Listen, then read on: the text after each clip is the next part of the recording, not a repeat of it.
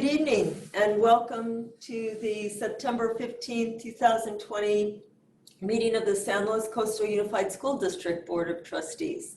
At this time, we're going to ask that those of you who are attending via Zoom to please keep your videos and audio, your video off and your audios muted unless you are presenting or speaking in public comment.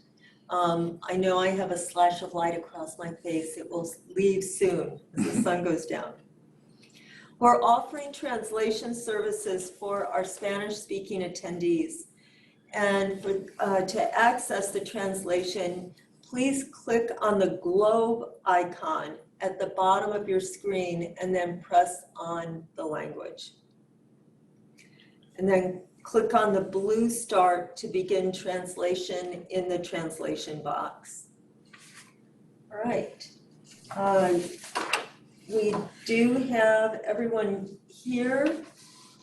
The board met in closed session this evening immediately prior to this to open session, and we discussed anticipated litigation and a personnel item. At this time, I would ask if we have consensus on the order of business from the board. And I see many thumbs up, so we're good with that. Okay. We're going to move on to our student representatives to the board. Do we have our student reps here, Jeremy? Can you tell? We do have one of our student reps here today. I apologize, I forgot her name. Our representative from Morro Bay is on the line. So okay. Go ahead. Rosalie Ronzon. Yep. Hi, I'm Rosalie Ronzon, and I'm the student rep from Morro Bay. I'm the ASB president, and just kind of what we have going on at Morro Bay right now is what we're doing with ASB is 2 spirit weeks a month. So every other week we have a spirit week going. Not last week, but the week before was last week was Suicide Awareness Week, and then this week we're doing Creative Week. So like yesterday, students posted their favorite photo of art that maybe they did, or just in general their favorite photo of art. And then today they shared their favorite song, and we're just going to keep that going. On Friday, we have a Zoom lesson, art lesson being taught by Miss Hayner, our photography teacher. And it's going to be like a little color pencil thing, and a random person's going to get a watercolor set. So we're just really doing our best to keep students engaged and having something for them to be doing outside of class that still has to do with school, and just doing our best to keep that culture going. In addition to our Spirit Weeks, next Friday, we will also be holding a club rush. Obviously not in the same capacity as we would normally be doing it in the quad, but how we're gonna have it set up is we have a website similar to how colleges present their clubs, where it has like a photo and a description and the meeting times for each individual club. So students can go on and look on there. And then in addition to that, on Friday, we will be having a large Zoom class where students can come in, and then while they're in the Zoom, they can change their name or throw a comment to Ms. Whiteson, and they can be put into a room with like the club president and club advisor to get to know a little bit more about the club if that's what they want to do. So that's kind of how we're just adjusting to life online. If you have any questions, feel free to ask, but that's pretty much what's going on with Pirates. Thank you so much. Thanks. And I see we have Ben Jackson here from San Luis High. Hi, Ben. Hey there. Hey, everybody. So on campus at SLO High, obviously everyone's super excited as of October 1st to get back on doing the extracurricular activities like sports practices, and also we're going to be meeting in different groups and such. But other than that, so I think at the beginning of October, we have a virtual rally coming up, and that's going to be funny. We'll have some teacher participation in there, games of students, just like recognition of other groups on campus. And then like I was saying last time about the transfer students, how we're kind of, feeling for them in this time. Our sophomores in the ASB class are putting on a transfer student game night, where it's just going to be a game night kind of maybe involving trivia and other types of games. And we're going to invite all the transfer students and anyone else who wants to come. So it's just going to be a great opportunity to meet other people while playing some games. Other than that, we're just preparing for the next months to come, hopefully getting more and more time on campus. But yeah, thank you. If you have any questions, feel free to ask. Thank you so much, both of you. We really appreciate hearing from you and knowing what's going on at our high school. It means a lot to us. And we also realize that you've been spending a lot of time in front of your computer, Zooming and otherwise, so feel free to move on to more interesting and engaging things right now, but we very much appreciate you taking the time to come let us know what's going on. Thanks a lot. Awesome. Thank you guys. Have a good night. Thank you. Have a great Thanks night. so Sure. much. Thank you. Thanks both. All right. Next, we have our first school presentation of the year, which is very exciting, and it is Del Mar. It is Yeah, exciting to bring back finally the program highlights, and we're going to start with Principal Janet Gould and Counselor Angela Riles sharing about their social emotional learning initiatives. Janet. I think I need the right to share my video. It says you cannot start your video. One All right, second. you have rights now.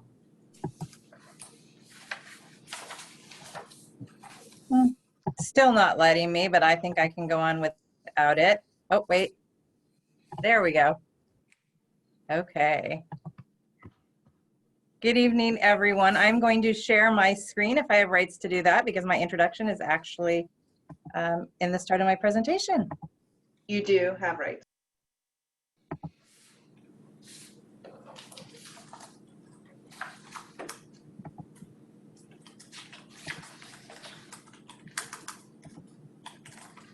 Good evening. I'm Janet Gould, the proud principal of Del Mar Elementary School. Last year at this time, I was able to introduce myself as the principal of your 2018 California Distinguished School. This year, I have the pleasure of introducing myself as the principal of your 2018 and 2020 California Distinguished School. Del Mar is part of a group of about 2% of schools in California that qualified and were honored with the California Distinguished School recognition in 2 consecutive elementary cycles, 2018 and 2020. We were very excited to be able to accept the recognition on February 11th, 2020, just prior to the closures of our schools in California.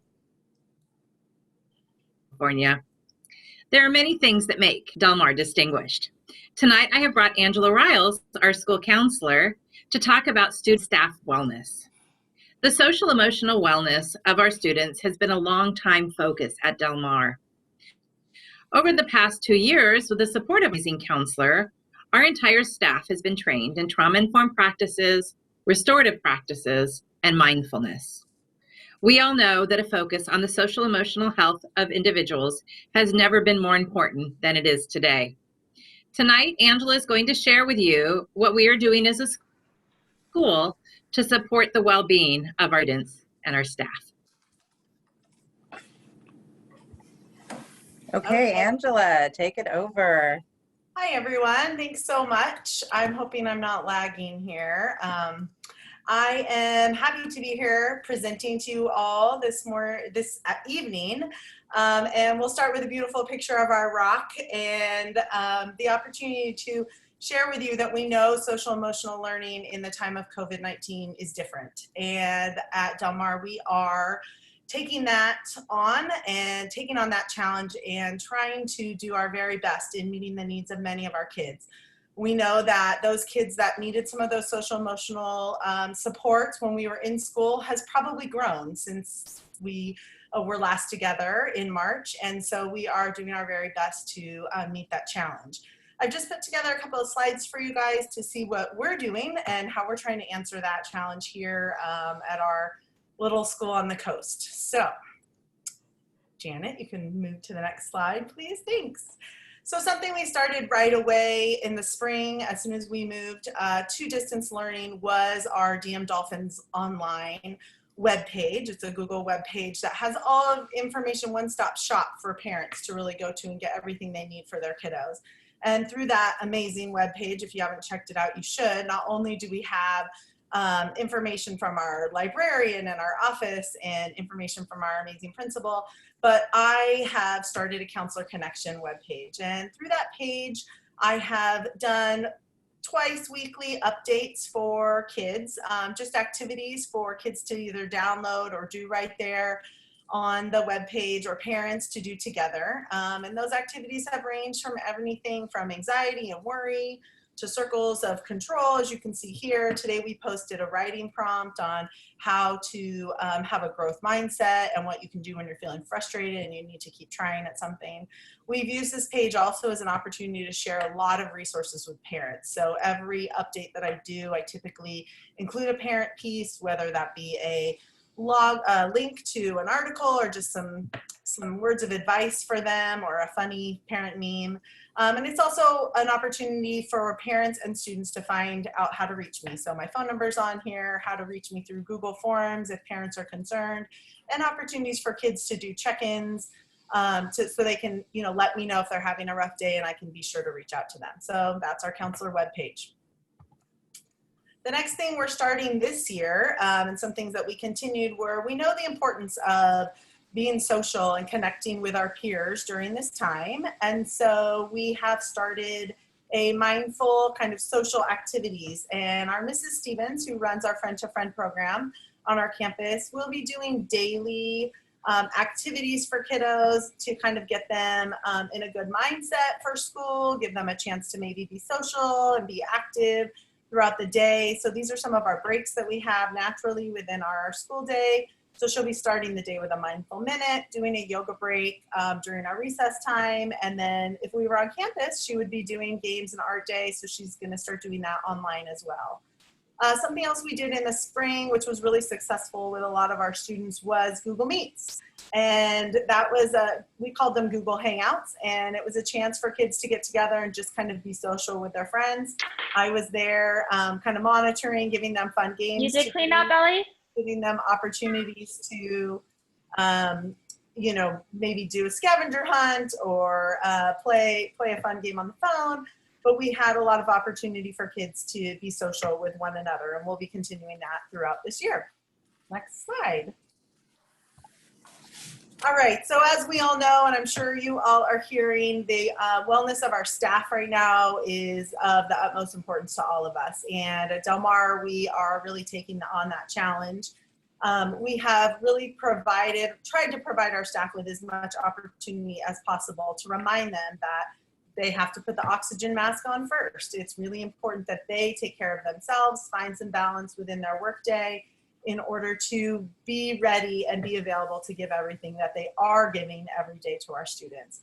So we have rolled out what we call a Wellness Wednesday, and on those Wednesdays that we're not meeting as a staff meeting, we are presenting, fun things through their email or, warm, fuzzy, meaningful and positive videos for them, but we're also trying to balance some of that kind of warm fuzzy with some real practical ideas of what does your self-care plan look like? What can we do to help you? Here's some services and some resources that can help you find that balance of, we don't want parents or teachers burning out right now or getting frustrated. So we're trying to really find that balance. The other thing that we've done for both our staff and our family is send out some support surveys to get a better understanding of where they're at, where our families are at, where our staff are at after the spring, and what could have been really and could still be really traumatic experiences for everyone involved. This is something that the entire elementary counseling crew did together over the summer, and we've rolled them out in all of the elementary schools in San Luis Coastal. And first off, the staff distance learning return to school survey was just an opportunity to find out how they were feeling about coming back, what kind of support, what they were most worried about with their students. And then our family support survey really leaned on the idea of what does your family need? We're finding that a lot of our families that maybe never had needs from us before are really struggling these days. And so has COVID affected your family health-wise or financially? Do you have food insecurity now?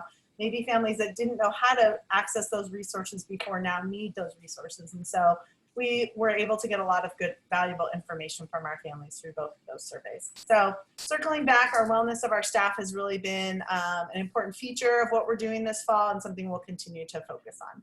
Next slide. All right. And finally, our Tier 1 supports.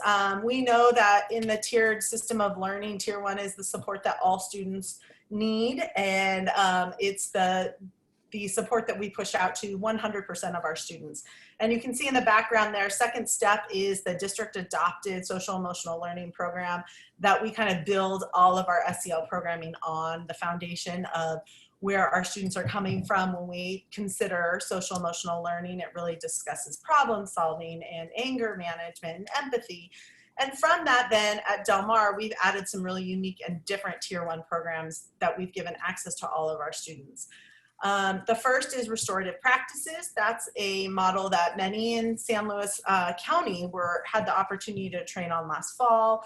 And that's really an opportunity. We use it a lot in our older grades for students to take a lot of responsibility for some of their actions, to stand up and together with their peers for problem solving. It's an opportunity to restore maybe injustices or wrongs that they may have done to their school community, and it's a real community building type program. So many of our programs use this model when doing their daily class lessons, those kinds of things. The next program that we've been really using at Del Mar for the last couple of years is Zones of Regulation. And this is something we use with our youngest students, TK through 2nd grade on campus. And this is an opportunity to teach students about their feelings and how those feelings affect their body, and how we can help them regulate when they're feeling outside of what we call the green zone. And green zone is that optimal learning zone, that opportunity for you to be calm with your body and your mind. And so what do we do when we're having feelings that are outside of that? And that's something that we've taught to our TK through 2nd grade kids, and we'll continue that with this year as well. And finally, for the 3rd year in a row, we have been doing our restorative breathing and mindfulness program at Del Mar. This has really been a culture change for our entire site. And it's an opportunity to teach students the art of mindfully breathing to help calm themselves, to help them feel more in control of what's happening around them. And it's been amazing to see what having that language and having those tools for those students, it has done for their ability to understand how they have some ownership in their regulation and their behavior. And again, our entire staff was trained on that, and it's been a great opportunity for them to continue using those tools even with their parents. All of these tiered supports we're seeing really as a great support for parents when they're at home. We can tell the kids, hey, you know zones. You need to tell your parent when you're feeling in the yellow zone and what tools you know you need in order to get back to green. And parents are really appreciating that as well. All right, next slide.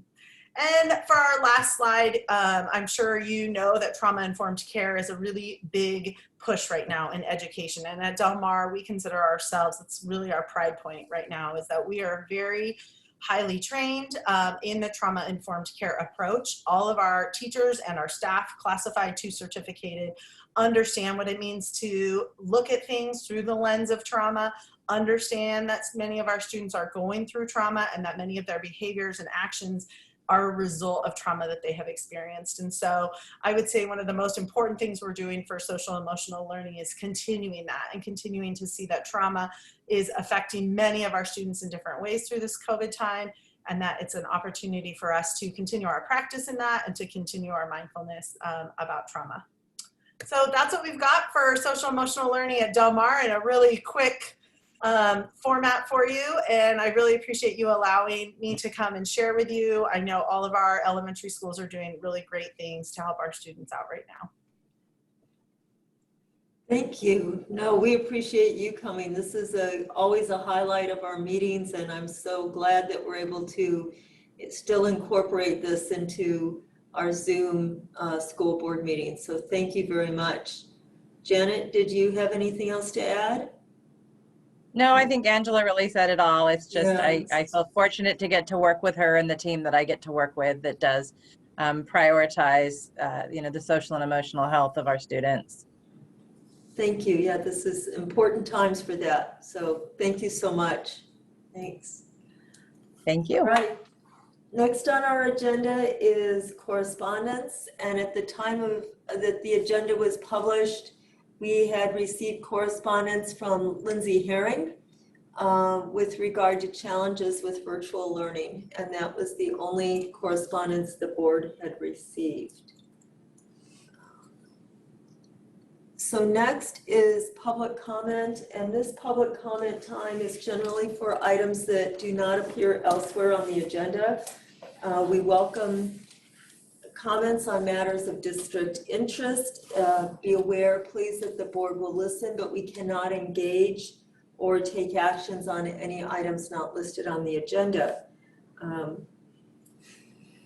If you wish to address the board on an agenda topic, but don't want to wait until that topic appears, you may also address us at this time. If you wish to submit a written comment, you may do that by by emailing it to us, identifying the topic that you wish to address, and we will read that. If we receive it in time for the agenda item, we will receive it at that time. If you submit written comments on a topic, and we read those, then you will not be allowed to speak also on the same topic. If you wish to speak at the meeting, when we bring up the opportunity to do so on topics, you can click on the participants icon at the bottom of your screen and select the raise your hand choice. And then when your name is called, please start your video and unmute your audio. If you need assistance with that, let us know and we'll try and help you out. We have Jeremy here and Mandy and people who will do all we can to make sure that we make this work for you. If you have a problem with your audio, click on the thumbs down icon and we'll keep an eye out for that and try to assist you that way. All public comments are limited to 3 minutes. If you send in written comments, that comes to about 450 words, and any part of that comment that extends beyond the 450 word limit will not be included. All written comments that are submitted become part of the records of the meeting. And I have at this time, we received no written public comments. I'm going to just check with Ms. Dawson and make sure that is still she already says no written or public comment. All right, so we've got that. We got people who are on it, Becky. All right, so then we will we'll move forward our next topics, which are superintendent's updates. First, we have our business and budget update. Mr. Pinkerton. Was there anybody in the audience that had public comment, Ellen? Sorry. No. Okay, perfect. You're on. So just a couple of things from a child care perspective. I want to kind of update the board really quick. You know, we've been working with, of course, the City of Morro Bay, City of San Luis Obispo, and YMCA. Currently, there's about 225 of our students that are being served by those three groups. And so we are, of course, helping those providers to help lower the cost to our parents to provide services. They are looking to expand. So most of the slots they started with were full-time slots, for families and students. And so they're able to start to open up part-time slots now for parents. So if there's parents out there that still need childcare assistance, they should definitely reach out to one of those providers to hopefully receive assistance. So other than that, we've just been continuing to work on safety, working with special education, Diane Frost and her team, right, as special ed classes come back on board. Some kudos go out definitely to Chris Bonin, his team, right, helping with the foundation boxes, as well as just anything and everything that's out there. And then lastly, I'd like to just thank Jeremy Kolish and the IT staff. Kim can echo this after me, but they've been incredible over these past few weeks to really, get the parents and students on board to make sure that, this distance learning happens as best as possible. So those are just my quick updates. Thank you. Right, next is educational services. Great, happy to give you a couple updates. You're right, it happens to be IT Professionals Day, so it's a good day to recognize all the great work there. Talk about whatever it takes. We've had a lot of staff members just jumping in to do whatever it takes, so I always appreciate that. A couple of updates to give you about in-person steps that we're trying to take to move forward. I think of these two in-person opportunities as in two separate paths. One I think of as more the academic side that's happening during the day. So as Ryan was just mentioning, we started right after Labor Day with special education, kind of phase one. We have 11 different classrooms at 7 different schools, serving about 50-ish students. So that was kind of the first step. Then working on a phase two that will likely happen here into September, beginning of October, is the next phase of special education students. Soon after, or right about that same time, we're working on what is the next group of in-person opportunities, and we're starting a follow-up meeting this week. Actually, we've had 2 meetings to kind of look at how do we prioritize students that are really needing it, and that we could provide some small group in-person opportunities for during the school day. There's a second pathway that Ben mentioned it during his student update, which is how do we look at before and after school opportunities. So we've been meeting a lot with the middle school and high school principals, as well as athletic directors, and also looking at some extracurricular opportunities. So what we're looking at is starting October 1st, having a before school and 2 after school time slots. Just to give you a couple little details, we're allowed to have up to 25% of the school's capacity. So imagine a 1,000 student school could have 250 students there. We're allowed that because we're still, as a county, in that purple range, right? Remember how the governor came out with a different color coding system, and we're still in that highest purple range as a county. Our rates have been decreasing. I think we're at about 125 per 100,000 population right now, but that does still have us in that top purple range. So we are allowed to do some of the in-person. It was interesting. I'll cover the learning, the new Lcap and learning continuity and attendance plan.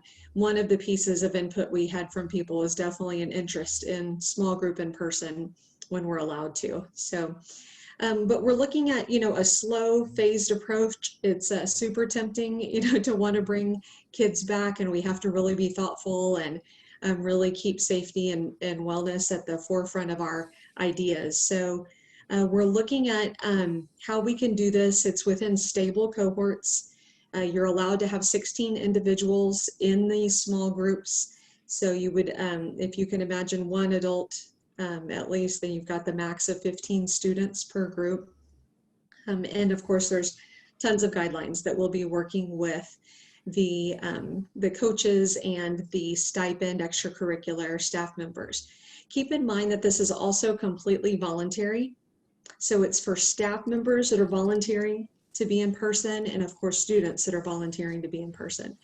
So we have approximately right now about 13 sports at Morro Bay with less than 5 extracurriculars, and at Slow High about the same, about 13 sports, less than 5 extracurriculars. At the middle schools, less than 5 total, 1 or 2 sports, 1 or 2 extracurriculars, depending on who's volunteering for that. So just to, update there, obviously a lot more to come, but we're just looking at how can we continue to slowly, thoughtfully, very carefully meet some in-person needs when we can. I'll be happy to share the learning continuity and attendance plan and look for your approval on that today, and that item will come up here next. Thank you. Thank you. Mr. Buckman. Yeah, thanks. Kimberly, I don't even want to ask questions because I'm sure you're just so tired from doing everything you're doing, and it's just so great, and I really appreciate it. But I do have questions. At the very beginning, you talked about in-person 11 classrooms with 50 students. Can you fill that out a little bit and explain that to me so I'm sure I understand? Yeah, absolutely. So we have our special education opportunities where we've started with just phase 1 that started on September 8th, the day after Labor Day. So we have some of our neediest students. Imagine, some medically fragile, and some of our students that were really needing that individual and that, small group and in-person instruction. So we started with 11 classrooms, and you're right, it's very small groups, right? So, Diane Frost, like Ryan said, with Joyce Hanson, they have really gone out of their way to look at how they can meet the individual needs of those students. So, as you can imagine, there's teachers and paras and bus drivers and food service that have all gone out of their way to really make a program that meets those students' individual needs. And you're right, Mark, if you're doing the math, they are small groups. If you're thinking that sounds like a small number of students for a lot of adults, you're right. Yep, but that's good. We're taking care of them. Thanks very much, Carol. You're welcome. Marilyn?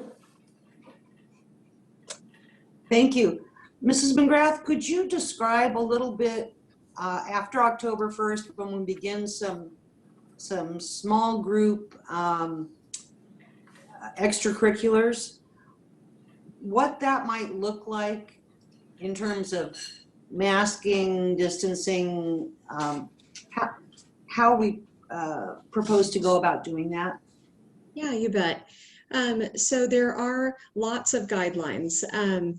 So if I say what it would look like, imagine one coach. Let's take band, for example. So, or pick a sport, someone that's volunteering to do that. So then it would be one adult, 15 students max, that the students have volunteered and the adult has volunteered. So imagine that their parents drop them off. They drop them off in the turnaround. The student puts their mask on and has their individual water bottle with them and the equipment that they need, right? They head on up to the designated practice spot at the designated time. So there's 1.5-hour time slots. In normal circumstances, we applaud kids for coming early and staying late. Not necessarily in these, right? We ask them to just be on campus during that designated time spot. They have a mask on and they, have washed their hands and they've gone through a self-check, health check to make sure that they are not showing any symptoms. Then they're showing up there in their group. There's a big emphasis on a stable cohort is what they're calling it. So you're basically creating that group of 15, or with the adult, that group of 16. You space out with more than 6 feet. You're outside only, right? These are only outside opportunities. So imagine you're, in the space by the football field, let's say, right? And then you are spaced out. If you do lots of physical exertion is a time when you should have your mask off, is what they're recommending. Otherwise, you should be spaced out. The adult keeps the mask on at all times. They have their own individual water bottles. They're only there 1.5 hours, so there should be, limited restroom or limited food and, some of those other things, because it's only 1.5 hours that you're there, right? So they do training, they do conditioning, those sort of things. They limit the amount of equipment that is kind of shared between. They have a 30-minute time slot before the next group comes for their 1.5 hours. So they will work with their custodians to help clean anything that's been surface and that sort of thing. They stay within that group and then they leave, and they have, looking at one consistent entrance, one consistent exit, physical dividers to keep the students in that space together. Trying to think what else there's probably other precautions in there that I didn't mention, but that probably gives you a basic picture.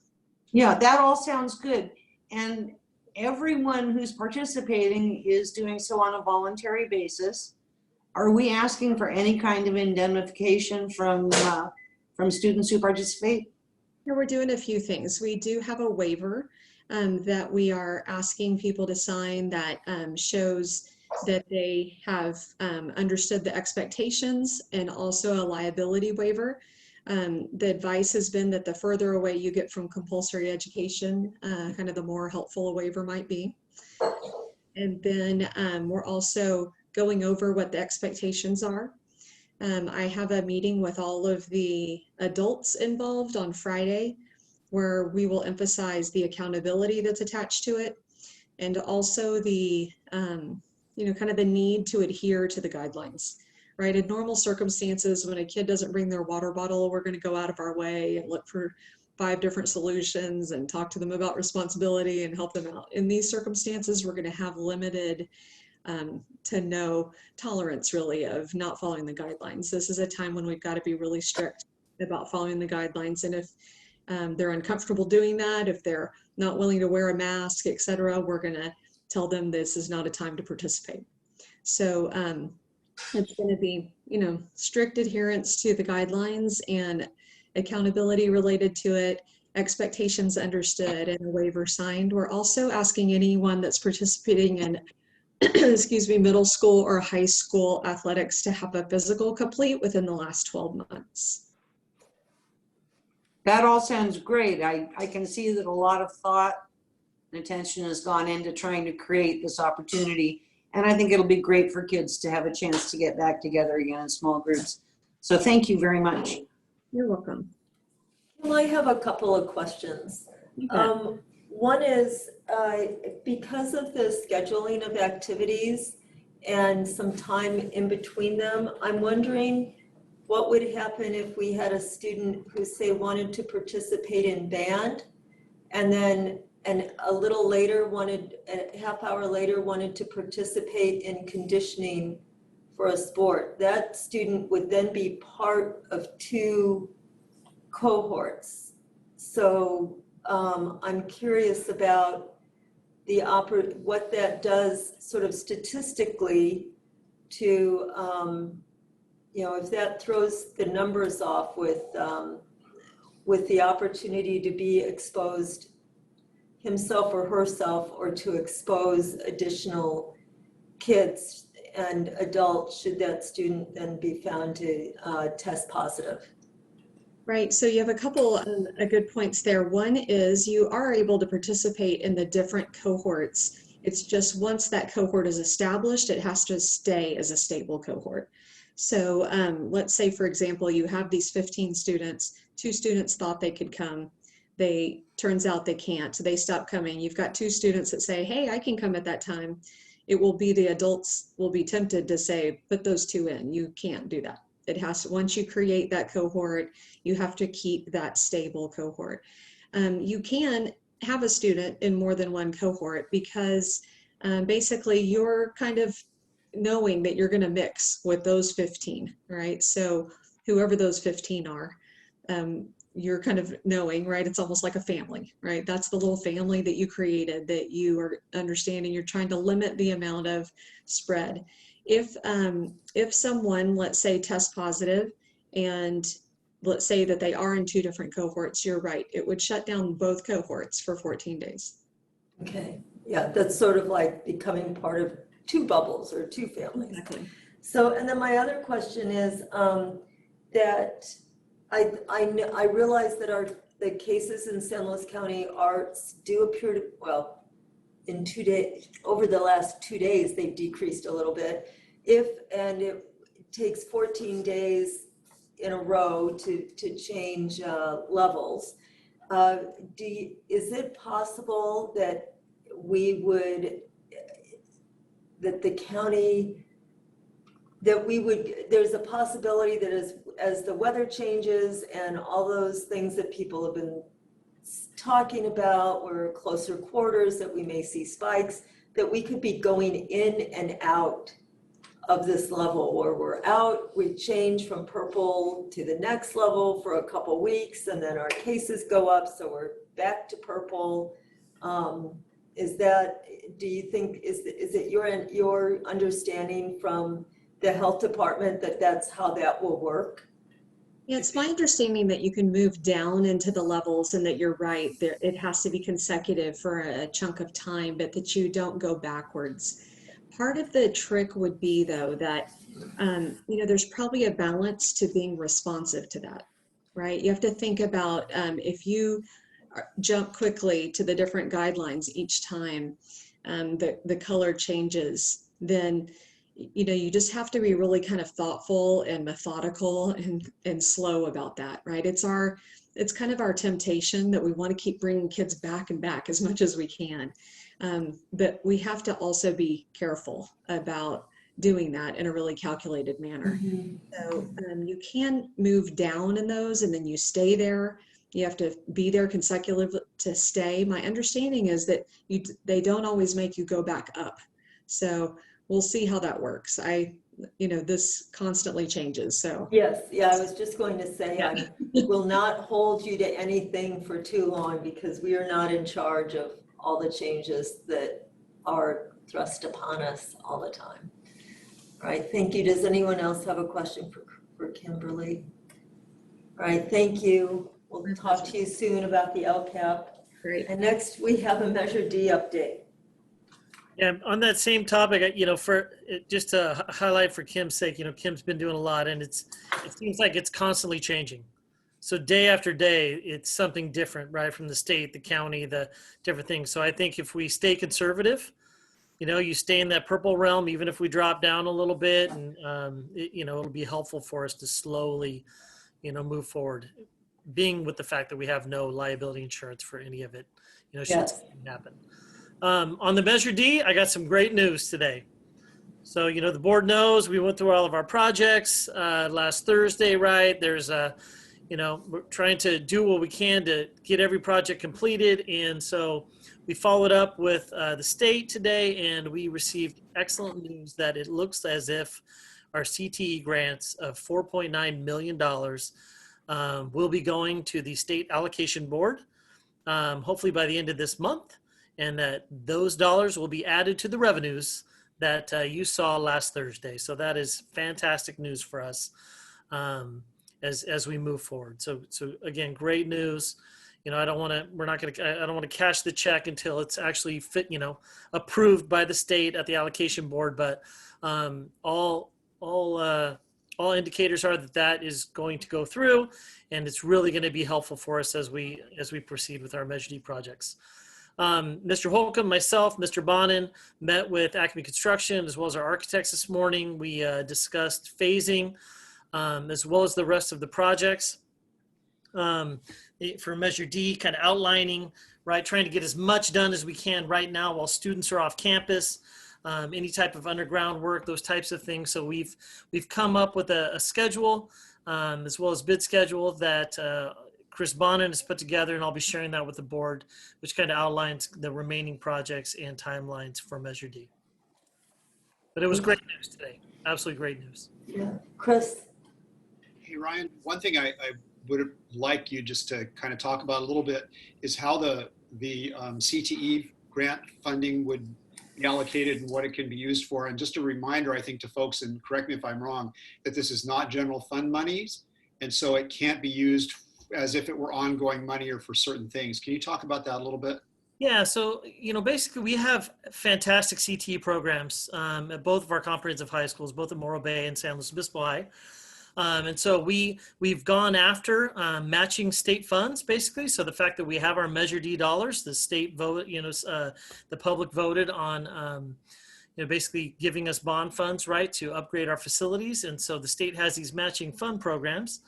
And so we have applied for those. We received 3 at San Luis Obispo High School recently, which was great, which helped us with the ag wood shop there, the architecture design, as well as welding shop. And these 3 were actually for Morro Bay High School. So, the J-Wing programs, our ag science classrooms. And so what they do is basically the state matches the money that we were able to put forward with Measure D to go ahead and upgrade those facilities and modernize them. And so what that does is that then offsets, instead of having $9 million towards the, a particular building, now it's only $4.5 million. So it basically stretches our Measure D dollars so that we can get more done, more accomplished by getting these grants. And so again, we received 3 for San Luis Obispo High School. This looks like another 3 at Morro Bay High School. And then we, of course, have also received the Bellevue Santa Fe matching state funds as well. So the, the voters basically, kind of voted $177 million for us to put towards our facilities. And through these state matching funds and grants, we've added an additional, $11 to $12 million on top of that. So it's been very fortunate. And so again, this couldn't be possible without our staff, So in particular with these, the person that's been really putting these applications together, dogging the state, talking to them, is Kelly Lee. So she's our bond facility analyst in BG&T, along with Chris Bonnet and his team. So, kudos to Kelly for finding this out and really, staying after it to make sure that we receive those funds. And so it really is going to be helpful as we look to complete the projects. Well, Ryan, please express our gratitude and thanks for their hard work for this. This is great. It's wonderful. And I know writing grants is not an easy task, and then it's a roll of the dice. You don't know how many other schools you're competing against or for what. And we are really fortunate to have a great team seeing this through. So thank you. Yeah, I should also shout out to Liz Moore, as well as the CTE teachers that helped with these applications and put them together. And so, it's really team effort for everyone. And so again, it's nice to see it pay off, right? It's nice to see your hard work pay off. So great. Thank you. Thank you. All right, our next item is a resolution on our GAN limit calculations. And Ryan, for the sake of I'm assuming you're going to speak to this, and for the sake of the public, would you give a quick little well, I'm actually gonna turn this over. So, since Julie Lang's retiring, put her to work. This will be the last opportunity for Julie to give the GAN limit talk. And so I wouldn't want to take that away from her not allow her to have this last GAN limit conversation with the public and the board. Julie, I was not trying to deprive you of your shining moment in the sun here. Okay, can you hear me? Yes. Can you see me? Not all of you. Kind of from the nose up. I can't see myself at all, so I can't tell. Is that better? Okay, you're perfect. That's perfect. Okay. Yeah, I had to wrestle this one away from Ryan. You'd think after 12 years of reporting this exact same thing, I'd have it memorized by now. I do not. As a matter of fact, after the meeting, I usually put it right out of my head. But I will go through a little explanation, and I'm just going to take some excerpts from the school services article, which they publish every year about this. The GAN limit was named for Paul Gann. He's the author of Proposition 4, which amended the state constitution to establish this limit. It's intended to constrain the growth in state and local government spending by linking year-to-year changes in expenditures to changes in inflation and population. It was established in 1979 following the enactment of Prop 13 and subsequently amended by Proposition 111. It's become largely pro forma calculation that no longer constrains governmental expenditures, as the limit has grown significantly faster than the appropriations to which it is subject. And basically what it does is, if you look at the SACS form called Form GAN, that extracts information from our financial software, and it looks at local property taxes, our interest income, and other unrestricted state aid. And it compares that to what our GAN limit is, which is the prior year limit with increases for population and CPI changes. So if we were to go over our GAN limit, it would simply count toward the state's GAN limit. So it wouldn't really, there would be no penalties or anything. And if you look on the third page of the Form GAN, lines 11 and 12, that's where you can see what ultimately they're comparing. The adjusted appropriations limit, the GAN limit that we're compared to, is 91 million. And our appropriations subject to the limit are about 81,773,000. So we're well under what our GAN limit is. Our next year's GAN limit will be 94 million, and it would be pretty miraculous if we had that much in revenue that we could actually exceed that. And with that, I'd be happy to take any questions or comments, or you can approve the resolution. So first I'll ask for questions. Anyone, I'll go to the public first. Is there anyone from the public who has a question about our very exciting GAN limit calculations? And there is not. Then I'll come back to the board. Any questions or comments from the board? If not, then Mr. Millar. I just want to say bon voyage, Julie. Enjoy She's your not gone yet. She's not gone Not yet. yet. I'll have probably at I'm least making her one do more first thing. interim, Walt. She has to do Okay, first good. interim. There you go. Leave yet. Good. That's good because that's the only way I understand it. Okay, then we need a motion to adopt the resolution, please. I'll move approval of resolution of the GAN limit calculations for 2019-20 and estimated calculations for 2020-2021.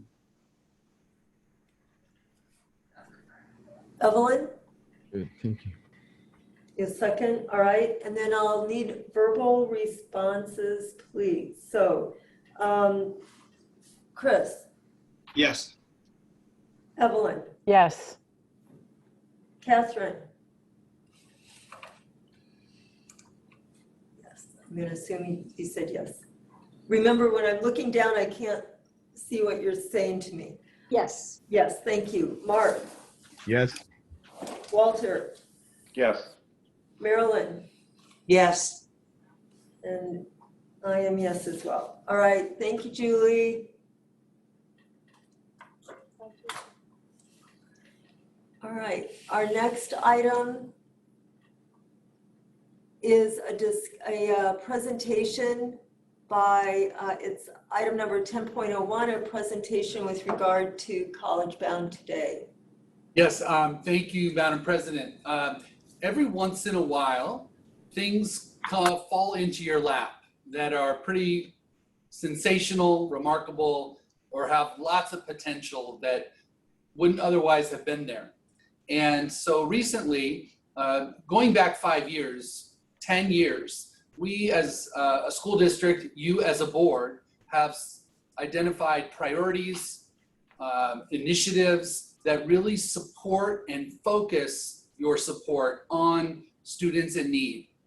And we have spent quite a lot of time in our district generating energy and revenue and professional development around ways in which to support students that would otherwise maybe not go to college or not find success in the classroom, and really wrap around them and find ways to help them.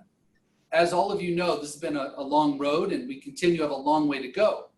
Now with that, recently, I was contacted by a gentleman who just moved to Los Osos, and his name is Dan Clement.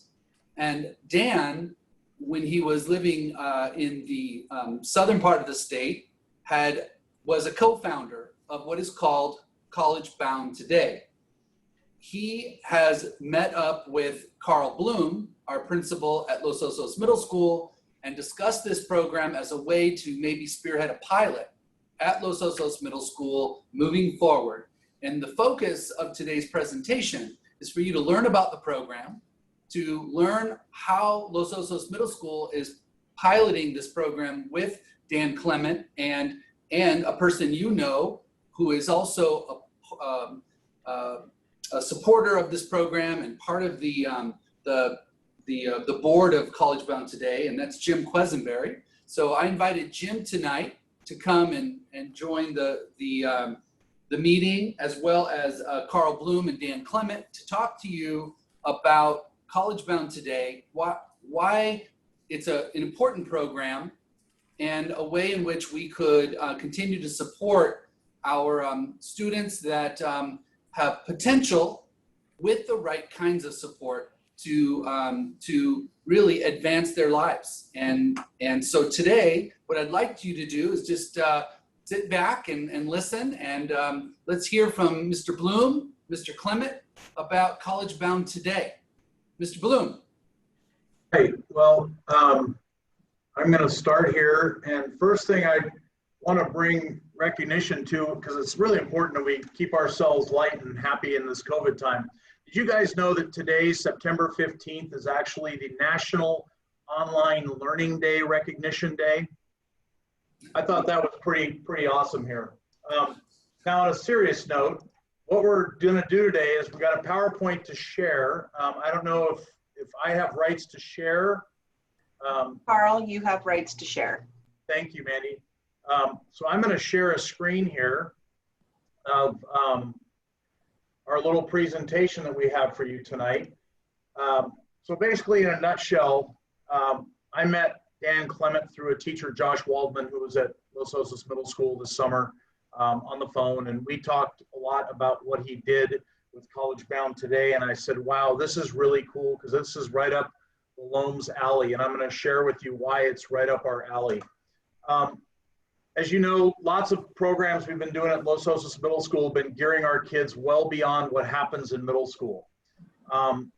For probably 4.5 years, we've been doing CTE pathway identification and business tours through Mr. Wilcox's STEAM class, and he has since left us to the retired world, but we're continuing those here at Loams. We have had Avid for 8th graders for many years. This year we added it in for our 7th graders. We're kind of growing that capacity. And as you know, a couple of years ago, Jennifer Donnelly and I started what was called the 4-year planning process, where our students at Loams would sit down with either one of the principal or assistant principal or a counselor and literally talk through what 4 years of high school might look like, what the opportunities in college might look like, talk to them about community college, CTE pathways, just kind of started a conversation that sometimes didn't start for kids in middle school, depending on their parents' education level, or maybe just the importance of that in their home. So it's been an amazing piece. And now we're going to bring in this concept of College Bound Today, which is going to put its arms around a lot more students. So I'm going to introduce Mr. Dan Clement here for our next slide, and we're going to kind of tag team this presentation and give you an overview of what we're going to try to do this year at Los Osos Middle School. Oops.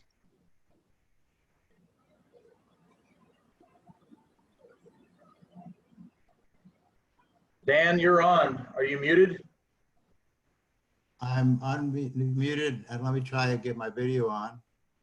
Hold on one second, Dan, I'll help you out. I can start a video because I'm right. There we go. Good evening. Hi, everybody. Thanks for inviting me and Carl to give this presentation. I'm Dan Clement. In 2008, I co-founded College Bound Today, a college access mentoring program down in Montebello Unified School District. We started a pilot program at Shore High School that year. The next year, we moved into Bell Gardens High School. 2 years later, Montebello High School. Soon we're in 5 different high schools. We, over 12 years, served 1,300 plus students.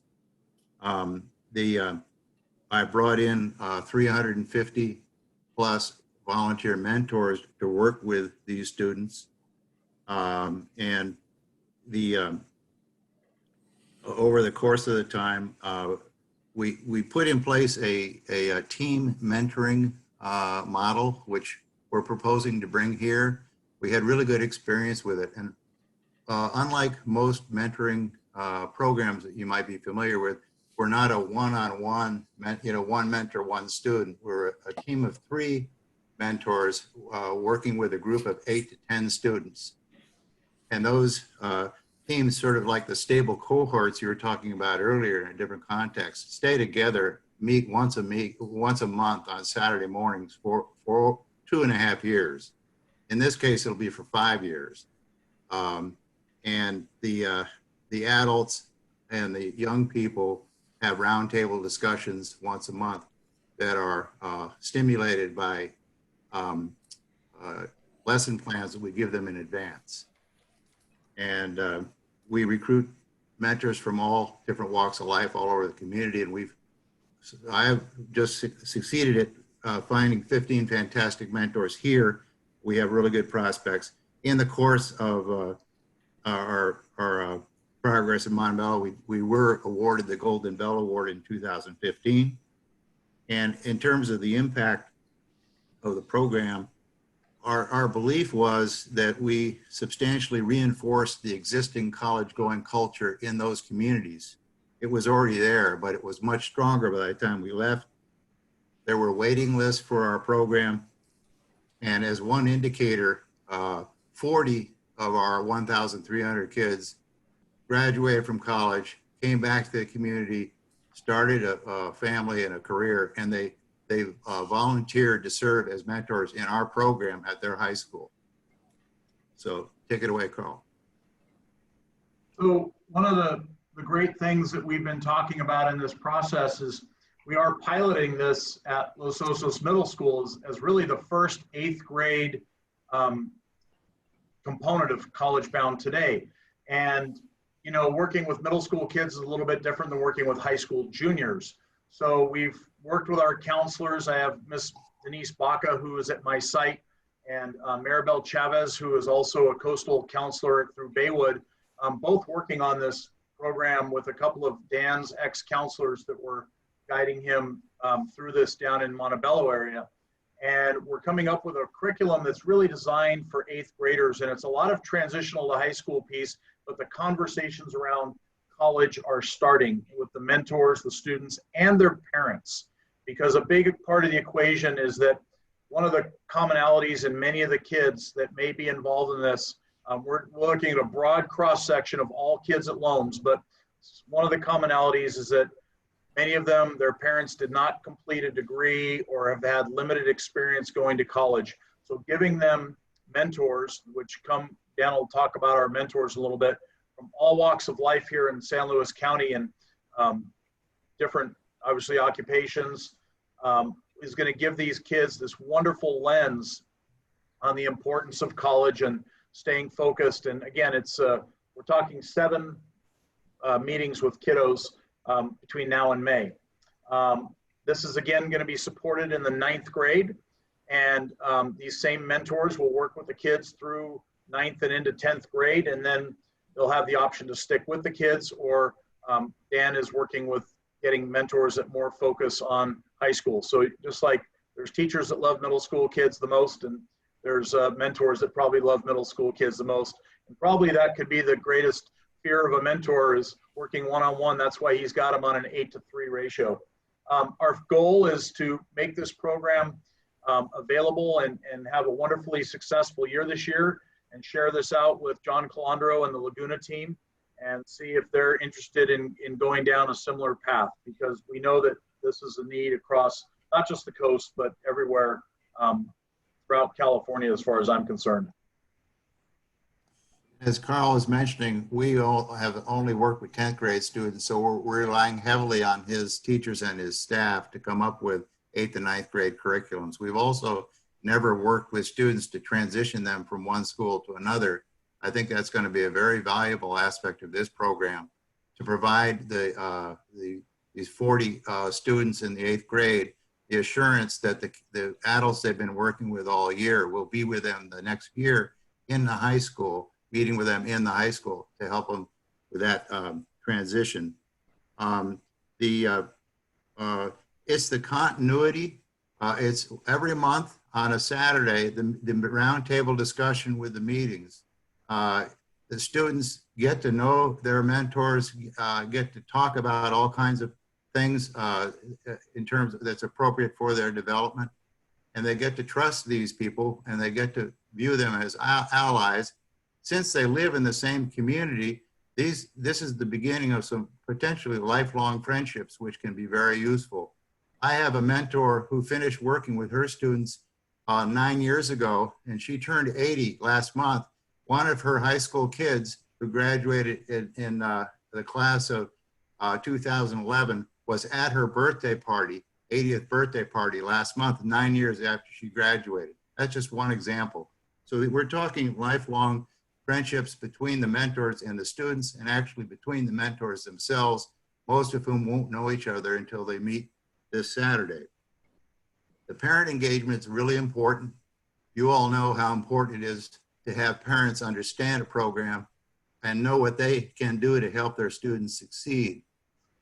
In Montebello Unified, 91% of our students are Latino, and a high percentage, especially in Bell Gardens, were students whose parents did not speak English very well. So we had interpreters at all the parent meetings. We also made sure we had at least one bilingual mentor on each team. And in this case, I think I have 7 bilingual mentors, 7 or 8. All I need is 5. So I've got at least one bilingual mentor on each Bloom's mentoring team right now. We have 2 undergraduates at Cal Poly, 1 kid who just finished Cal Poly. He's up in San Francisco working as an immigration lawyer and a clerk in a public interest law firm. He's from Peru. He's a DACA recipient, but thanks to Zoom, he will be working with your kids, with an 80-year-old retired lawyer who moved up here from LA just after I did, who managed a big law firm in Santa Monica. So I'm pairing older people, younger people. I've got a fantastic retired real estate office manager, a geologist, many retired teachers whom you know, and I've got current counselors at Cuesta, other community leaders. So together, each team will be very strong, combination of 3. And any mentor, the requirement is they have to serve for 2 years. So it's just not a drive-by program. They're done at Loams. They have to show up at the high school next year. They're welcome to stay as long as they want. But ultimately, some will probably have to drop out. And that's part of the beauty of the team approach, is that you just backfill a mentor who has to leave, you just substitute him in. The cohort of students stays the same, in this case for 5 years. That's the hope. If somebody has to drop out, we can backfill that. It's not like a pandemic situation where you're locked in, but the goal is to have all the students stay the same for 5 years. The continuity is really the key to the building of those relationships. Unusual opportunity for young people in any community to build relationships with adults who are not their parent, teacher, coach, priest, you know, like that. These are just volunteers from the community, and it helps students understand what community service is. Why are these people who could be doing other things sitting here on a Saturday without getting paid, you know, talking to me? So, you know, the long-term effect is we basically try to open the students' minds and their parents' minds so they understand that there are a lot of opportunities out there that are actually feasible and affordable for low-income and middle-income people. There are ways of doing this. 4-year college is a good thing, so they should be at least strongly considering that. Any decision made by any student to do whatever they want after high school is their business, and we'll support whatever they do. But our emphasis is on a 4-year college and the benefits. But those who are going to be headed towards Cuesta, and I know that about 65% of Morro Bay's graduating high school is in Cuesta right now, we'll tailor that experience for them. We got 5 years to figure that out. We also, I hope to be back in the business of raising some scholarship money for those kids, but that's 5 years down the pike. But so anyway, that's the field trips, taking kids to see colleges. We had a 3-day, 2-night annual Northern California College field trip, went to UC Santa Barbara, first stop, came here to Cal Poly, second stop, 5 other stops. We have kids attending all of those places now who never would have heard of them if they hadn't been for our program. So the field trips and exposure is a big deal. And listening to the adults, mentors in their group, talking about their own college experience. Many of our mentors went to junior college or went, you know, had a rocky road. Many of them are first generation themselves. Some are not citizens. So I mean, it's a way for them to learn. We're bringing in a wealth of knowledge from outside the school for the benefit of your students under your supervision. So, Carl, you All right. Yep. I do. So again, as Dan alluded to, the 2021 program is starting in November with monthly meetings through the month of May, 7 meetings with the student mentor groups and families, with families definitely participating heavily in the first session in November. Focused conversation with students about successful habits, executive functioning, things that we talk about in middle school all the time, but having people other than their teachers or their parents telling them people that they're building these relationships with. We're going to start the education of the families and grow that capacity with college conversations and have those continue in the homes. And again, we're talking about really relationships, because relationships are what make you successful in the world. And the kids, all the smarts in the world without having relationship skills makes that much more challenging. So we're really looking forward to kind of how our 2021 program grows. We're centering it also around our 4-year plans, where the mentors will be actually engaging in conversations about what the kids talked about with myself and Diana Jones and Denise Baca, our 4-year plan team. So here's some of the CBT successes. I'll let Dan chime in. I mean, this speaks for itself. Before I get there, let me just mention one thing. I was really glad to hear that your district has a capability in your Zoom for Spanish translation. I was hoping we could find something like that. And if we can use that, I'm sure Carl has access to it. That'll be really helpful. We haven't selected the students yet. Carl's doing that. He's going to do that by October 1st.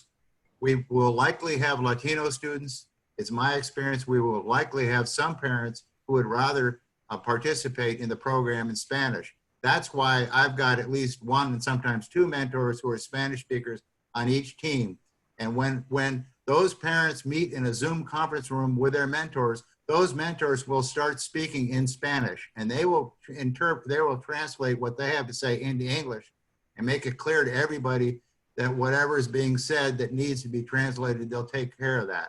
But if we have an underlying translator from the district who's translating the entire general session first, then the parents listening can just plug into Spanish. I think that would be really good. Once again, parent engagement is really important, and it's vital. And it really increased remarkably in Montebello. These parents were coming up to me and wanting to know when their younger daughter or son could get into our program. Anyway, more than 99% of our kids went to college. More than 99% of 1,300 students, 85 of them went to a 4-year college. More than a third went to Cal States. About exactly a third went to a UC. 14% went to 2-year colleges. 15% went to 1 of 4 private colleges, which is on the next slide. There's 32 privates that our kids went to over the last 12 years. Take a look at those names. I think you'll recognize some of them. So whenever you're ready, Carl. Yeah, so essentially in partnering with Dan, how this works for LOMS in our district is that I told him, you know, this is unique for him a little bit, but that we would provide obviously students and recruit students.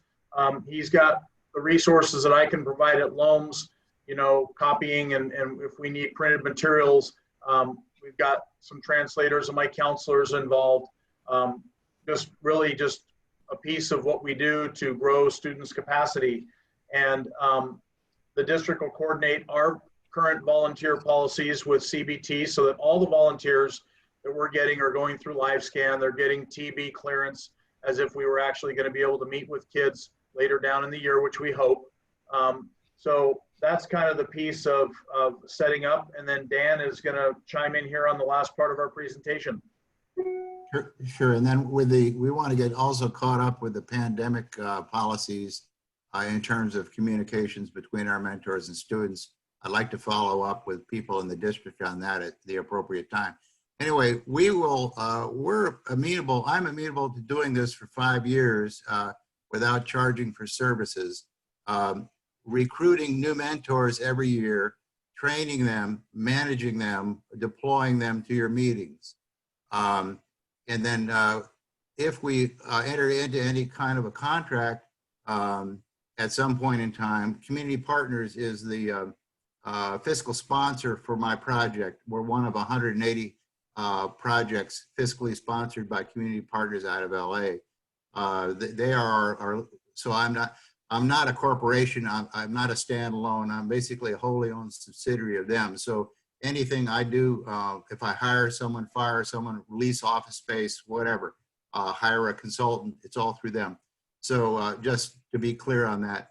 And we are willing to provide our services if they're desired, really anywhere in this county for the next 5 years. So that's what we got for you. We'd love to take any questions if you have them. Are you, so first I'll, so that's the end of the presentation. First I'll go to the public, and I understand there is a Mr. Quisenberry in the audience who would like to speak. So we will start your 3 minutes. Jim, hi. Well, good evening to everyone. I hope you can hear me. Yes. And I just want to say something that's probably very obvious to all the board members, is that Dan Clement is a very persuasive and enthusiastic individual. And when he first talked to me about this, it was, he's also contagious in a good way with his College Bound Today. So I just wanted to appreciate him. And also, Carl really got the bug and is running with it. And I really want to appreciate Carl for his enthusiasm and his effort to connect. When Dan came to me the first time, I did not know exactly who he should talk to, but he figured it out. And so I just want to tell you that I think this is going to be a great thing for the district, and anything I can do to help, I will. So thank you. Thanks, Jim. It's good to see you. Anyone else? All right, that's it. So at this time, I'll come back to the board for questions or comments. Chris? Well, I just want to say, echo what Mr. Quisenberry said about Dan's persistence and his commitment to our students and to the students of Montebello. And you know, Montebello is an impoverished community in Southern California, and he and his folks have done some tremendous things down there and are willing to bring it up here for us. And I want to acknowledge a couple of other people, though. I want to acknowledge Mr. Quisenberry, of course. I think I did that before, who is on the advisory board. And I believe you're also a mentor, are you not, Mr. Quisenberry? Not at the moment, no. Not at the moment, I'm sorry. But I do think that Mr. Robinette is one of the advisors, as well as Don Maruska, who got me interested in this and who connected me with Mr. Clement. And so Mr. Buckman and I were both asked to be on their advisory board, which we're going to be doing. And I really look forward to this and the great promise that this offers to our students on the coast and hopefully in town as well. Thank you. Mark, you had your hand up? Yeah, I want to echo Chris echoing Jim Quisenberry, but I also want to just point out, I've been very involved in the County Regional Occupation Program and then the CTE program, and think they're as important as college prep classes. But I also support this college bound concept, and we've always talked about career and college ready. And so I'm going to throw my weight into this as well, and feel that it's a great program, and I'm honored to be on this board. Thank you. Anyone else at this time? Evelyn, you're muted. Evelyn, you need to unmute. Never mind. Okay, there. Go ahead. Details. Anyway, I just wanted to extend my thank you to Mr. Clements. As he knows, I've been silently cheerleading him since May, and on the process of letting it go before the district, and I just am thrilled beyond words that this is his dedication, his enthusiasm, along with Mr. Bloom, Josh Waldman, of course, Jim, and the two other trustees. I do believe that this is really going to be a valuable piece for all of our students that participate in this, and really that key piece that Mr. Clements, you've talked about over and over again, and Mr. Bloom too, that the center of the relationship for these students who really are at risk and vulnerable. And I'm so appreciative and so thankful and so glad that it's finally, the stages are beginning. So thank you. Anyone else? All right, thank you very much, and we'll look forward to learning how this is progressing. Thanks very much. Thank you. Okay, I want to thank you all. Okay, next is the approval of our Lcap, Learning Continuity and Attendance Plan. Kim. Great, happy to bring this forward. Should I share my screen, Mandy? You can share your screen now. Thank you.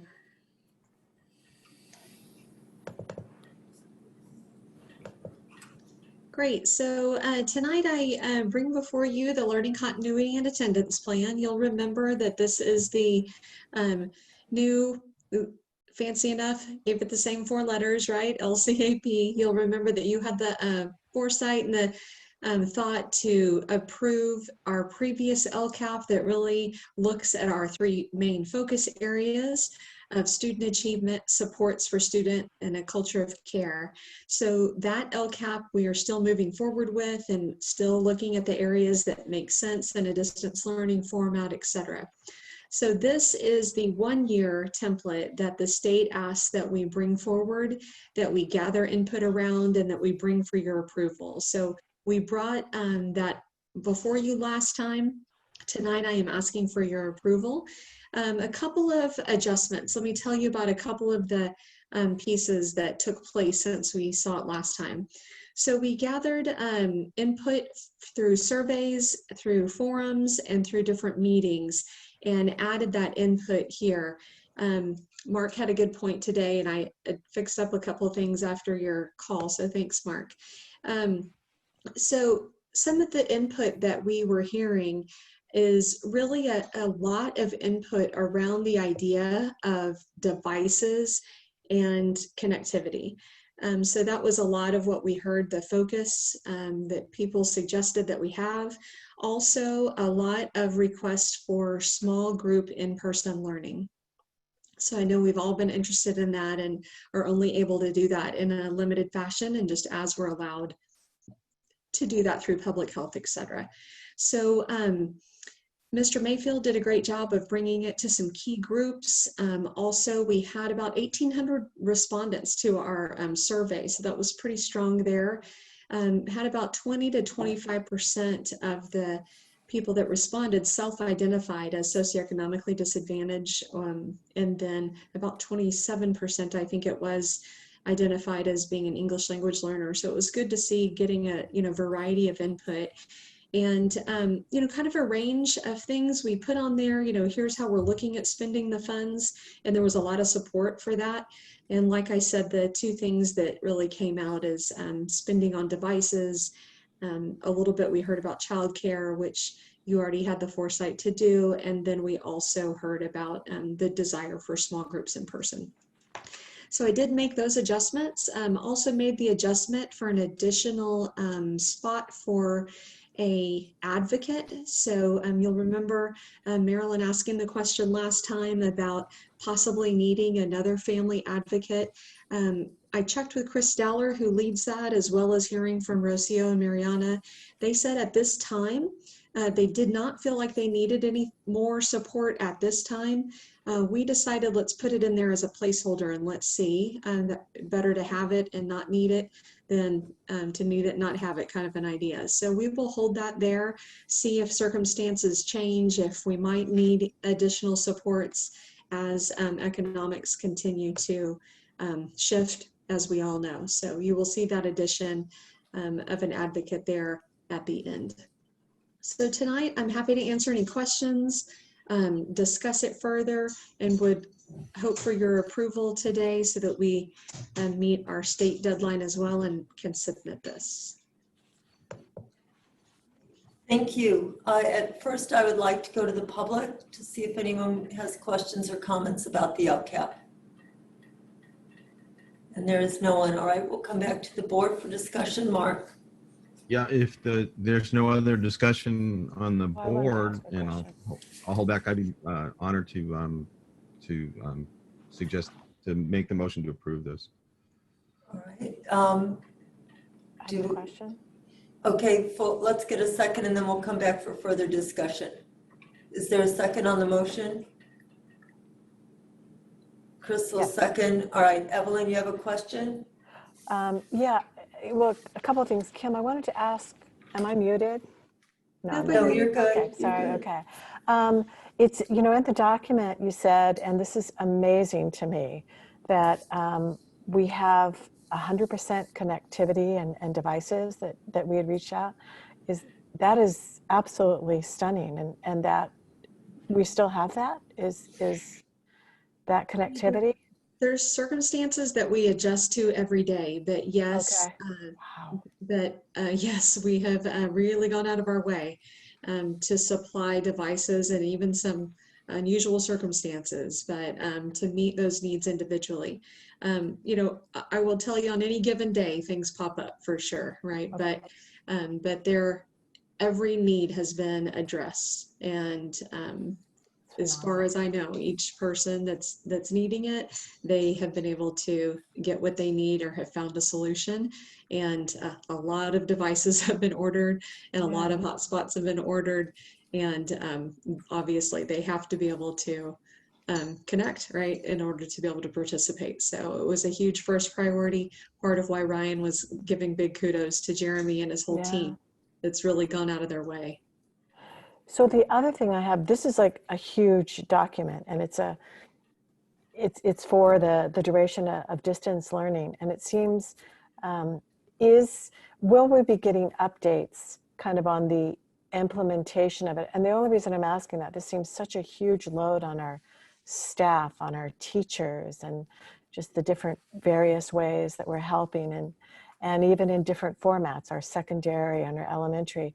And so will we be getting kind of updates to see how it goes, because it's such a monumental task on our teachers' plates, on everybody's plates. So what will that look like? There will be ongoing components. What I picture as part of the ongoing board presentations is you will hear about the different components and how different things are going. So you will hear about, just like you heard from Delmar today, about how they've been surveying for the social emotional portion, right? So that would be a portion that's contained in there. You're going to hear about the fast bridge testing that we implemented, and how that is giving information so that we can build a system of support, right? An MTSS system. So all the components in there, I would say you're going to hear kind of key updates throughout the year of how things are going, and you'll get ongoing information related to the different components within the plan. Okay, thank you. You bet. Any other questions or comments from the board? Chris? So how has our attendance and engagement been going? I think we're into what, week 3? Is this week 3 or is this week 4? Yeah. So can you talk just a little bit about where we are and our ongoing efforts to those ends? Yeah, engagement has been really strong, has been really high. So what we see happening is that in general, there's all these squirrely things that happen, power outage in Morro Bay today, Zoom goes down one day, it's just those kind of things are obstacles that we have to keep overcoming. But overall, teachers are seeing really high attendance rates. What we're also finding is that sites, principals, office staffs, and teachers do have small groups of students that they're starting to kind of chase down a bit, and that they're having to work with families and really sit with them individually. I had a principal that was knocking on doors and stepping back and saying, hey, needed you today, where are you? So they are, going out of their way on those that they're struggling. to keep engaged. I think those are the exact ones that the principals are saying, I really need them here in person too, so that I can keep an extra eye on them. But overall attendance rates are extremely high, and there are systems in place to keep working on the engagement portion. And I would just remind people that we have glitches in in-person instruction as well. And I don't know how many of you remember when the bear came down the creek at Morro Bay High School and we had to lock the school down. So these things could happen. It's true. It's true. Good point. Anything else? All right, we have a motion by Mark and a second by Chris. So I will go through. Mark. Yes. Catherine. Yes. Evelyn. Yes. Walt. Yes. Marilyn. Yes. Chris. Yes. And I am yes. All right, thank you very much. All right, our next item is a COVID-19 update number 2. Thank you, Mrs. Sheffer. Mandy, would you mind putting up the presentation?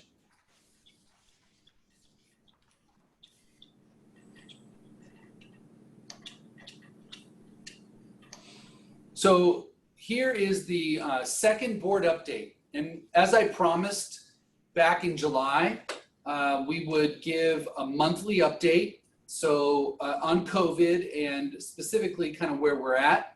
And as you might imagine, this update is going to look different than the previous one in August. In fact, when I worked on this presentation last Thursday, between Thursday and Monday, the data changed fairly dramatically, and I had to go back into the presentation and modify. By the time I remodified or revised this presentation yesterday with Mandy, this morning in the Tribune, additional information came out, and I'll speak to that. So things are fluid, they move quickly, but I think it's still really important that we go through this together. The second page is dedicated to timeline. And we've gone through this before, but basically this is where we've been. These are the primary points that we've been on a journey with since March. And of specific importance, I think, is that on September 2nd, the California Department of Health released its Cohort Guidelines for safely reopening schools. And we're going to talk more about that. You've heard about that earlier today when Mrs. McGrath gave her presentation about the size of the cohorts. That is a significant, very significant guideline that has been revised. And then 2 days later, the governor came out with a new color dashboard, which speaks to tiered levels of infection, which then govern what we're able to do. So if you can go to the next page. And on this one, I just want to remind the board that really what these updates are intended to do, they're not meant to be comprehensive. They're just intended to keep us informed as best that we can. And so I'd like to provide national and state trends for you, as well as local indicators that and any changes that might occur. And of course, the governor's new California blueprint for a safer economy is what it's being called. Okay, I'll talk about that. Next page. So here is something that's really interesting, because we're hearing quite a lot of news out there every day, every week about COVID across the nation. So US cases when we last met were 5.2 million with 167,000 deaths. And as of September 14th, we're looking at an additional 1.29 million cases and an additional 27,000 deaths. So this is by no means, despite what some might say in a report in the news, this is by no stretch done. This is continuing to evolve, and certainly is worthy of our concern. In terms of state metrics, in August, we had 593,000 cases. September, 754,000 cases. So between August and September, the state of California increased its cases of infection of COVID 161,000 and some change. In terms of deaths, we went from 10,800 deaths to 14,300 plus or minus deaths. So we're up 3,500 deaths in 1 month. Next page. This is the California Blueprint for a Safer Economy. And we updated this yesterday, and I think it's important to look at. So San Luis Obispo County is in the purple risk level. So it is the most widespread tier. And in this one that I think deserves note is that they have shifted the criteria. If you look at the new cases in the right-hand column up above, in that purple section, it says new cases, more than 7 daily new cases per 100,000. Now, I'm trying really hard not to confuse people, because before we had landed on an indicator of 100 per 100,000. Well, now they've shifted it to daily new cases per 100,000. And so, and they anchored it at 7 in the widespread category. And then they added a second component, which is the rate of positivity. And the rate of positivity is designed to ensure that counties don't try to game the system. So in other words, they anchor it to the percentage of tests they give, of the number of tests they give, they anchor it to the percentage of positive outcomes. So it's I think, an important indicator that we should use. So currently, San Luis Obispo County is in the purple tier, and they are in that as of yesterday. Now this has changed as of today, but yesterday the indicators gave us 9.1 cases per 100,000, 9.1 per day per 100,000 residents, at a 5.3% positivity rate. Just last month, just as a point of reference, we had 8.3 or 8.6 positivity rate, and the equivalent of approximately 212 per 100,000. So I'm trying to wrestle with the shifting of the statistics that are being used to align with what the state is offering in this new blueprint for a safer economy. The more I sit with this, the more I feel like this is good. So in the widespread category, if you go down bottom right, it says in this particular domain, it says schools may not reopen fully for in-person instruction until the county has been in the substantial red tier for 2 weeks. Local school and health officials may decide to open elementary schools, and school officials may decide to conduct in-person instruction for a limited set of students in small cohorts. So you heard a little bit about that earlier in the superintendent's update, and I'll talk a little bit about it more and more as we go. So if you look at the next tier, which is the substantial tier, today in the newspaper, in the Tribune, it celebrated that it looks as though we are now in the shifting towards the red tier of substantial spread. And underneath that, it says some non-essential indoor business operations are closed. In that red tier, they do allow schools to reopen. You still are required to apply for a waiver. You still have those conditions that need to be met under the new California Department of Public Health guidelines, which make it very difficult, and I'll get to that in a little bit. The positivity rate is 5 to 8%. We're currently in 5.3% as of yesterday, and 4 to 7 new cases per 100,000. Now, in this particular scenario, my thinking, getting to Mr. Pinkerton's point of being conservative, so our teachers and our parents and our community are not whipsawed through opening school and closing school, that scenario. Because I can easily imagine dropping into substantial, into the red tier, and then cases come October, November, come flu season, begin to spike, which then, whether you are allowed to bump back up into purple tier or not, you're in the purple tier.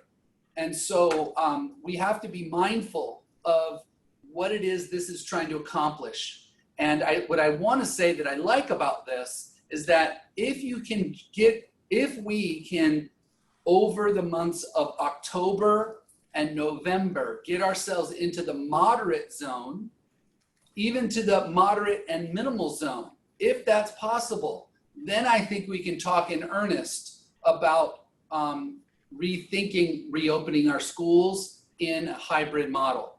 But as of today, as we speak now, we are in the purple zone, purple tier, with a daily drop into the substantial tier. And so as we speak right now, we have 2 weeks, 2 solid weeks of day-to-day case examination and positivity assessment to allow us to stay in that particular tier. Could I go to the next slide? This next slide is about the revised guidelines, which I think are really important to understand.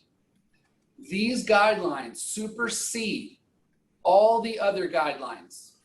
And why that's important to note is that the California Department of Education came out with guidelines.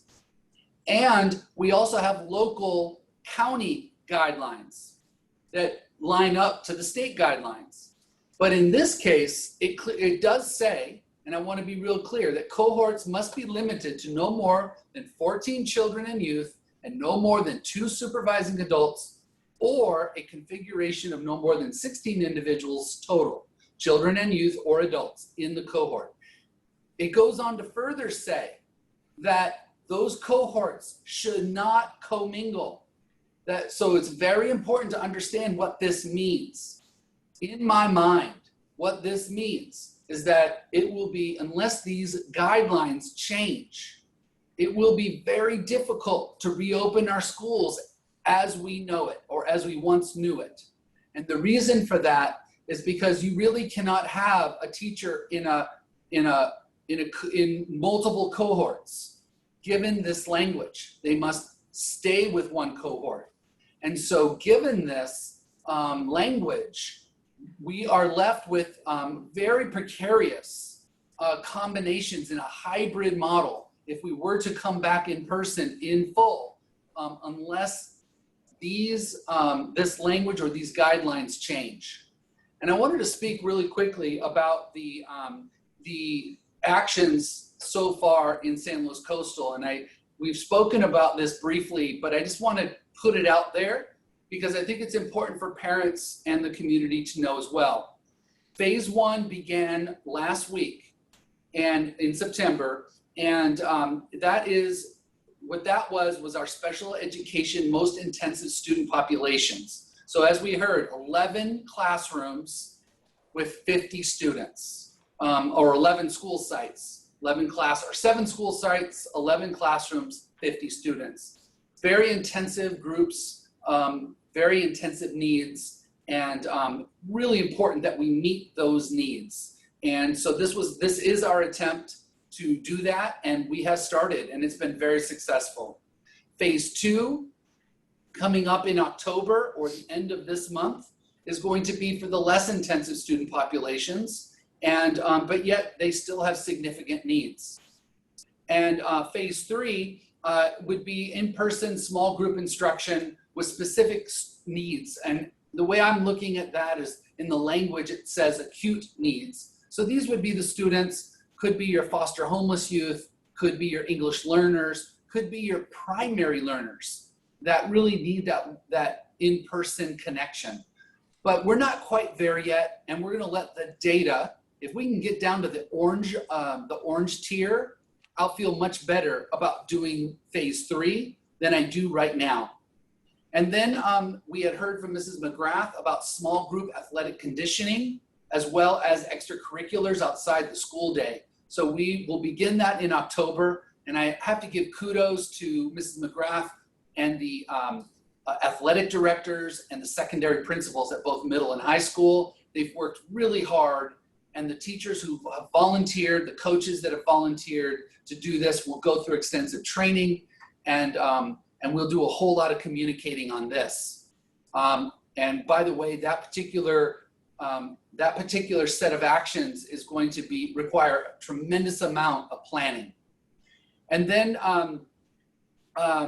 all of these things that are mentioned above have been brought before the SLO County Public Health Department and have either been consulted or approved to do that. And we're excited about that.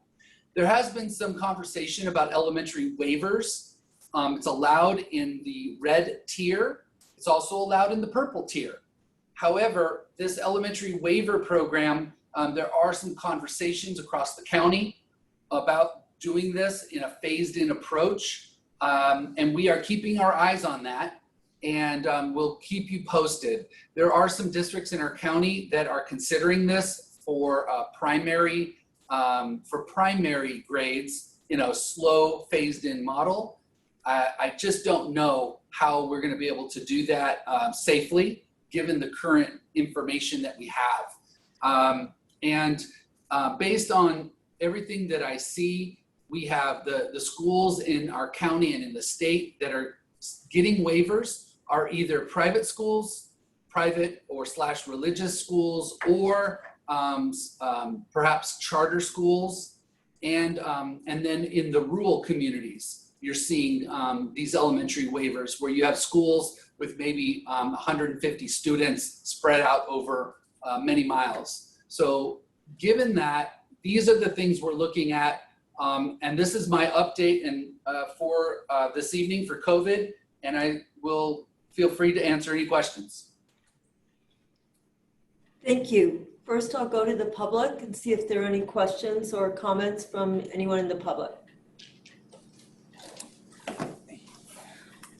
The Egon family? Okay. Hi, yes, Lena Egan. Hi, Elena. Hi, my question was about, since the state changed their criteria for this, the purple and red levels, would we change our reopening plan, which currently back in July had the 100 per 100,000?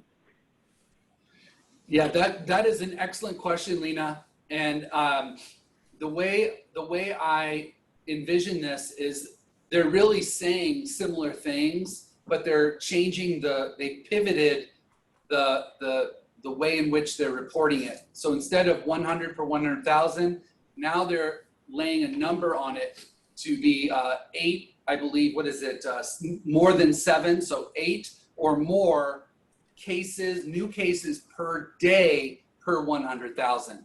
And my hope is to adjust our reopening nomenclature to reflect the California Blueprint for Safer Economy dashboard, so that we're in alignment with whatever the state is saying. And the reason I think that's important is because that's guiding the county public health actions. So we might as well be in alignment with what the county is expecting its constituents to do within each of their counties. So I hope that answers your question.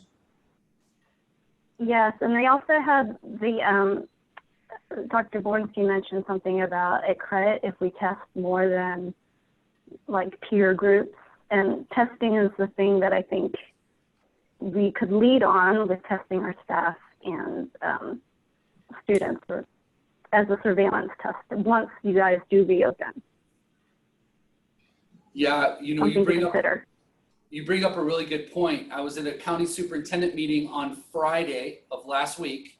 So today's Tuesday. So last Friday, we were, the county superintendents were on the phone with SLO County Public Health, and we were talking about when you bring back cohorts of students, when you bring back teachers, you are required to test 25% of those individuals per week. And then they did go on to say that they currently do not have the capacity to offer those tests at that scale. So now what we're doing is we're looking at the private sector to find out what cost and what availability labs would have to do individualized, quick return tests for our students and staff that are back in school. So this is still a work in progress, Lena. Thanks. Thank you. We have another comment or question from Brian Krill. Thank you. Dr. Prater, just had a quick question about what you just said. I think cohort's like the new word of the week. And I've heard it in a couple of different instances, and I'm just wondering if there's a difference between a return to the classroom versus a return to extracurricular activities, because I've heard that there's the possibility for, although there's a limit on the number of people at 16, that there's the possibility of different people being included in different cohorts or whatnot, and maybe Graf has an answer to that. Yeah. Kim, would you like to respond to that? Yeah, I do think that there are some similarities, Brian, you're right, and some differences where CIF has different information than small group academic in person, especially because we're outdoors, et cetera. There's, different guidelines. Some of that is fuzzy. I will say that some of that about adults being in different cohorts is a little fuzzy. Right now, what we're saying is that you could potentially have two different cohorts. So we'll have to look at some of that and probably ask guidance from our local public health department when we submit that to make sure that we're in the right spot with that. But you're right, there's, it's a little fuzzy in how it's worded. So we will look more closely at that. Okay, thank you. Yeah, and Brian, and to the school board, I just really want to share an interaction that occurred in the county superintendent meeting last week, in that the attorneys present in that meeting reminded us, or it was shared, that the language in the California Department of Public Health is pretty clear, not to change mixed cohorts. I've read it thoroughly, it's super clear. Where it becomes fuzzy is how it's interpreted outside of that, whether it's in CIF sports, whether it's in return under a waiver to classrooms in a sort of a hybrid model. But the attorney spoke to this, and I think it's really important for all of us to know this. There is no liability relief for school districts. So if we are fuzzy or gray, and we're putting people in cohorts and then crossing those cohorts, and someone gets sick, we as a school district are liable for and vulnerable to anyone that might be significantly impacted by that. And so I just urge us to be very cautious moving forward in anything we do that veers from the language in the California Department of Public Health guidelines. And I really want to take our time in doing this, which is why I appreciate us saying October, November, phasing it in, because hopefully this, as you said, Mr. Krill, the buzzword today is cohort, and I think next week or the week after it could be something else. But as of right now, I am really uncomfortable mixing cohorts for adults or students. Thank you. We will come to the board. Any questions or comments from the board? Chris? As I think about this whole cohort discussion, it occurs to me that as we bring students back, we're going to need this could have impacts on our school site staffing. Could somebody talk about that a little bit? Because if we're not allowed to mix cohorts and we're still doing the hybrid instruction, how's that going to work? So Chris, I'd love to respond to this, because this is in my, I'm glad you did the numbers, because that's exactly what I did. So in our hybrid B2 model, where half of the students come for either half the day, or it could be every other day. Any way you slice it, you can only have 25% of the student population at the school at any one time. So right now, we're able to do childcare at our elementary schools, serving upwards of 225 students. Well, those are at 6 or 7 school sites where we're opening up small group classrooms for childcare. If we go into a tiered or a hybrid opening up school and follow those guidelines, then we would have to use up all our rooms. Kids would not be able to go to school for a full week. They would only be able to go to school part of the week. And we would not be able to offer childcare. So now working parents would have their child at school under those guidelines, would have their child at school 1 or 2 days a week, maybe tops 3 days a week. And then the other days they're on their own to find childcare. So it becomes really difficult. And at the high school level, I don't know how you can do that and maintain cohorts, because kids are rotating every period to different classes with different teachers. So you cannot maintain a cohort and maintain quality instruction. So I don't see it being viable. I see it being complicated, very complicated.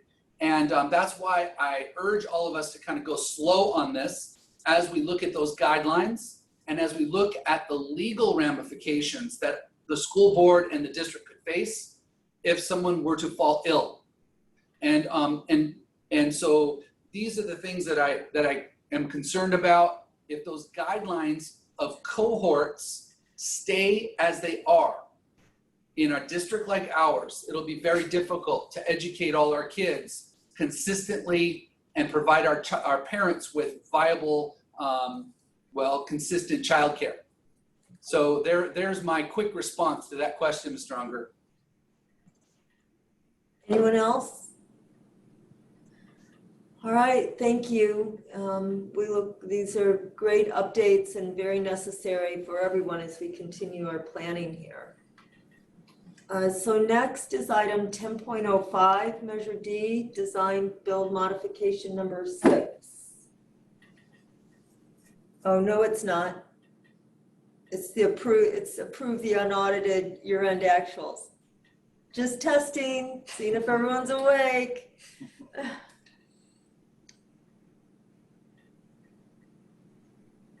Hi, Dan. Yeah, you were trying to skip over this one, weren't you? You're not getting out of this one, Julie. This is your last unaudited actuals. You're going to hear me say that every time Julie has a presentation. This is Julie's last unaudited actuals. I've been counting down. This is a good one to end on, too, as a matter of fact. This is a good one to end on. Yes. Right. Go ahead, Julie. Okay, so as you probably know, Ed Code 42-100 requires school boards to approve the actual expenditures at the close of each fiscal year. We've done all the entries and transfers required to close the books for 1920, and we're ready to present the final actual expenditures to you tonight. I would like to acknowledge the fiscal staff. As you might guess, this 168-page report takes a little bit of work, and everybody's been just flying this summer, and we actually just finished closing the books for 1920 last week. So took a lot of work, and everybody's ready for vacation now. So this year, as you know, has been very unpredictable, as everything is right now. At estimated actuals, we assumed we'd have about, the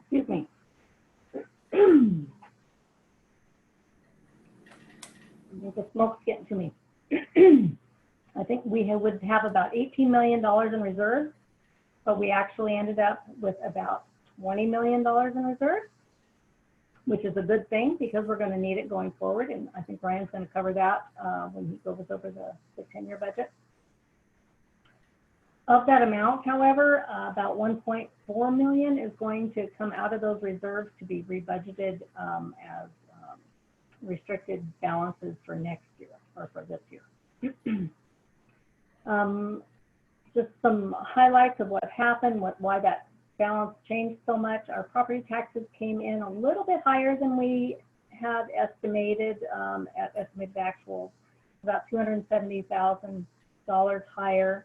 Our federal and local revenues were lower, but that's just mostly because we had deferred revenues that are going to be rebudgeted again in 2021. There were, however, some revenues that were affected by the COVID-19 closures, things like the facility rental fees and leases and rentals were a little bit lower this year.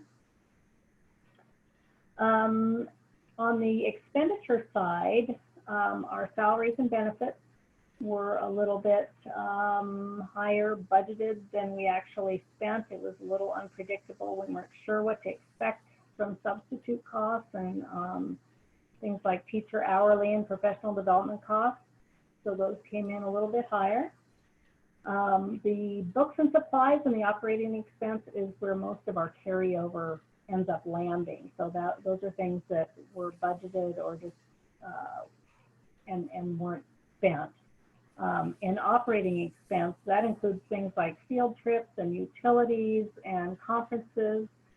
And those things were all also affected by our school closures. Our utility expenses actually down a little bit. There were a lot of field trips that were canceled. At the end of the year last year, there was a lot of conferences that were canceled. So there was a lot of carryover in operating expenses here.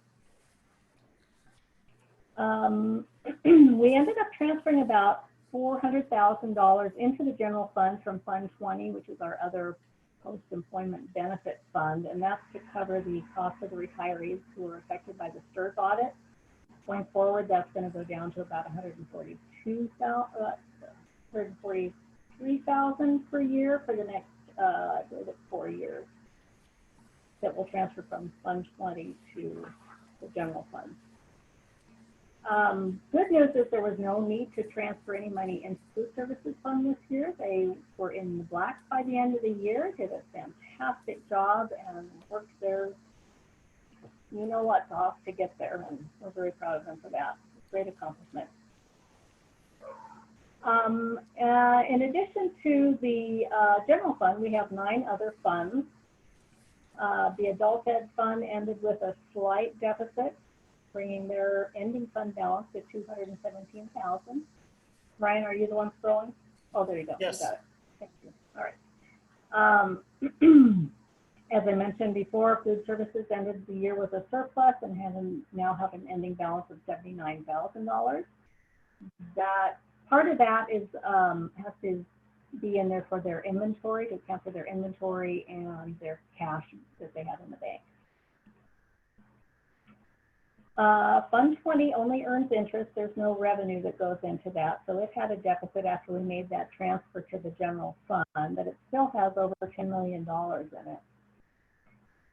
Fund 21 is where we account for Measure D.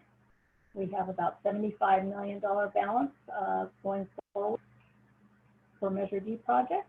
That does not include the CTE that Ryan was talking about earlier. And Fund 25 is where we take in developer fees. We received about $3.1 million in developer fees and interest. We spent about $3.3 million and had about a $500,000 balance at the end of the year. Our developer fees have been very busy this year, so we think we're going to probably get that. Good news. Fund 35 is where we receive those Prop 51 funds for CTE and for the facility grants. Once those revenues are received, we immediately transfer the funds over to Fund 21 to cover any expenses that have occurred or are going to occur for those. So if anything comes into Fund 35, we immediately transfer it out, so it'll always have an ending balance of 0. We still have over $1 million left in Fund 40 to use for other capital outlay projects that aren't covered under Measure D. And then Fund 51 is where we account for the bond interest and the debt service on the bond. And this is on paper only. We get all this information from the county assessor and from the county office of education. We just post the numbers that they give us. It's on paper only. And then Fund 73 is the I never know how to pronounce this, Deer Holler Scholarship Fund for Morro Bay High School.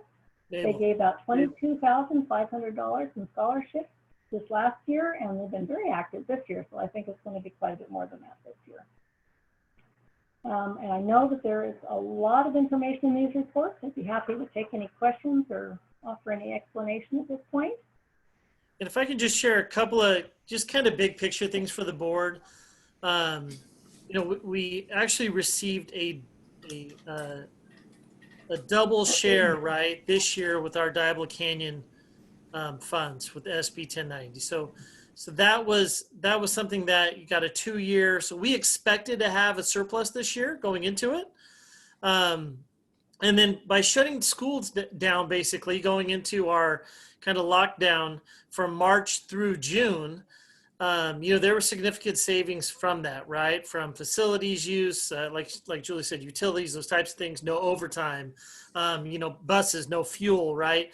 No substitutes, no PD, field trips were canceled. And so a lot of that, the extra $2 million that fell to the bottom line, a lot of that is funds that will go back to schools in terms of a lot of their donation accounts, restricted funds. For instance, the foundation gave a lot of teacher grants last year, a lot of grants to schools that weren't necessarily spent down. And so they're basically extending that deadline. So those dollars, though they fell to the bottom line, will go right back into the budgets of those schools so that they can spend those for this year. So, from a perspective for us overall, we did end with a good surplus. I don't really want to focus too much on the 10-year budget, though we provided it for the board to kind of take a look at it today. I want to wait until first interim, if that's okay with the board, to really look at the 10-year projection. With the COVID costs and the extra payroll, hiring that we've done, as well as waiting to November to find out what our true, property tax is going to be for this school year, as well as, is there going to be a big hit with unitary again from PG&E? Are we going to be okay? So I'd rather focus, if it's okay with the board, on that, kind of 2021 10-year budget in November with first interim. I will also tell you, so our personnel costs, which is something that we always look at, right? If you look at it from an expenditure standpoint, it's about 85%. If you look at it from a revenue standpoint, it's about 81.5% of our overall budget. So, it's a little misleading in that we got those extra one-time funds this year.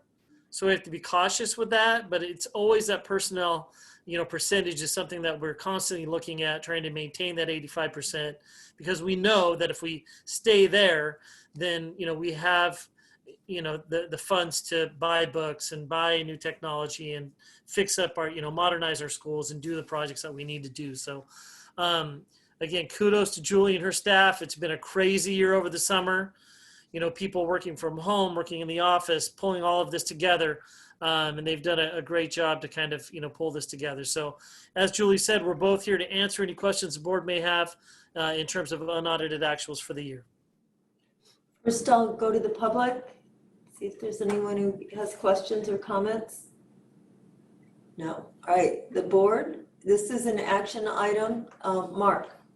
Yeah, I have a couple of questions. I was looking, and there just seems to, there's nothing negative, but it's just I have questions because there's if you go down some of these columns, there's big fluctuations from one year to the next. Mm-hmm. So on page, so I'm on the unaudited actuals general fund page 1, and I'm looking at item C, excess deficiency of revenues. And Mark, are you looking at the SACS form or are you looking at the presentation? I'm looking at the SACS form, I think. Okay. Forms with me. I can pull it up. Okay, great.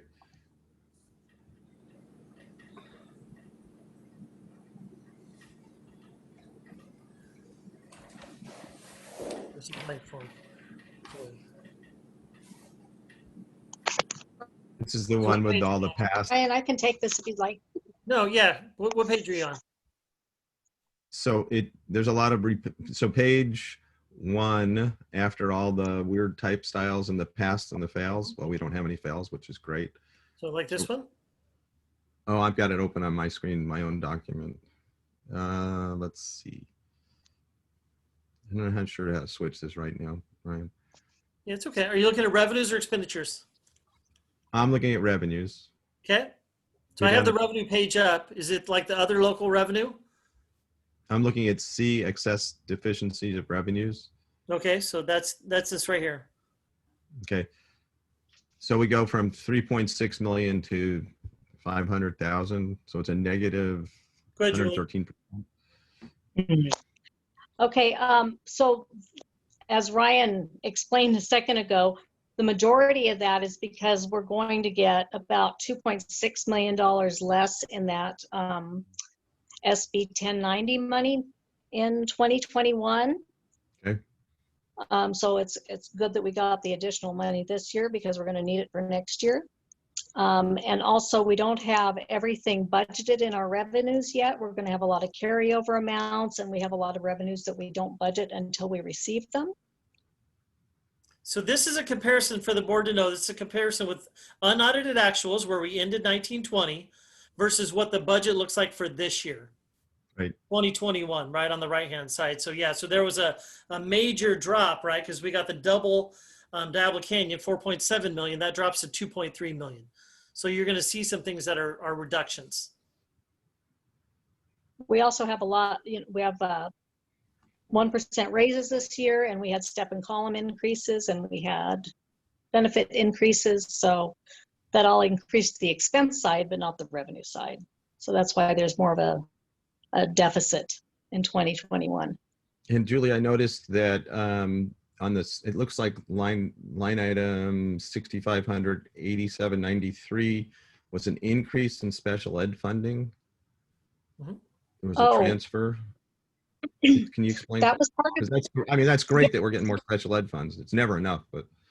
Exactly. This was part of the governor's budget this year that we weren't sure when we passed the budget, but I guess we were sure by the time we passed it.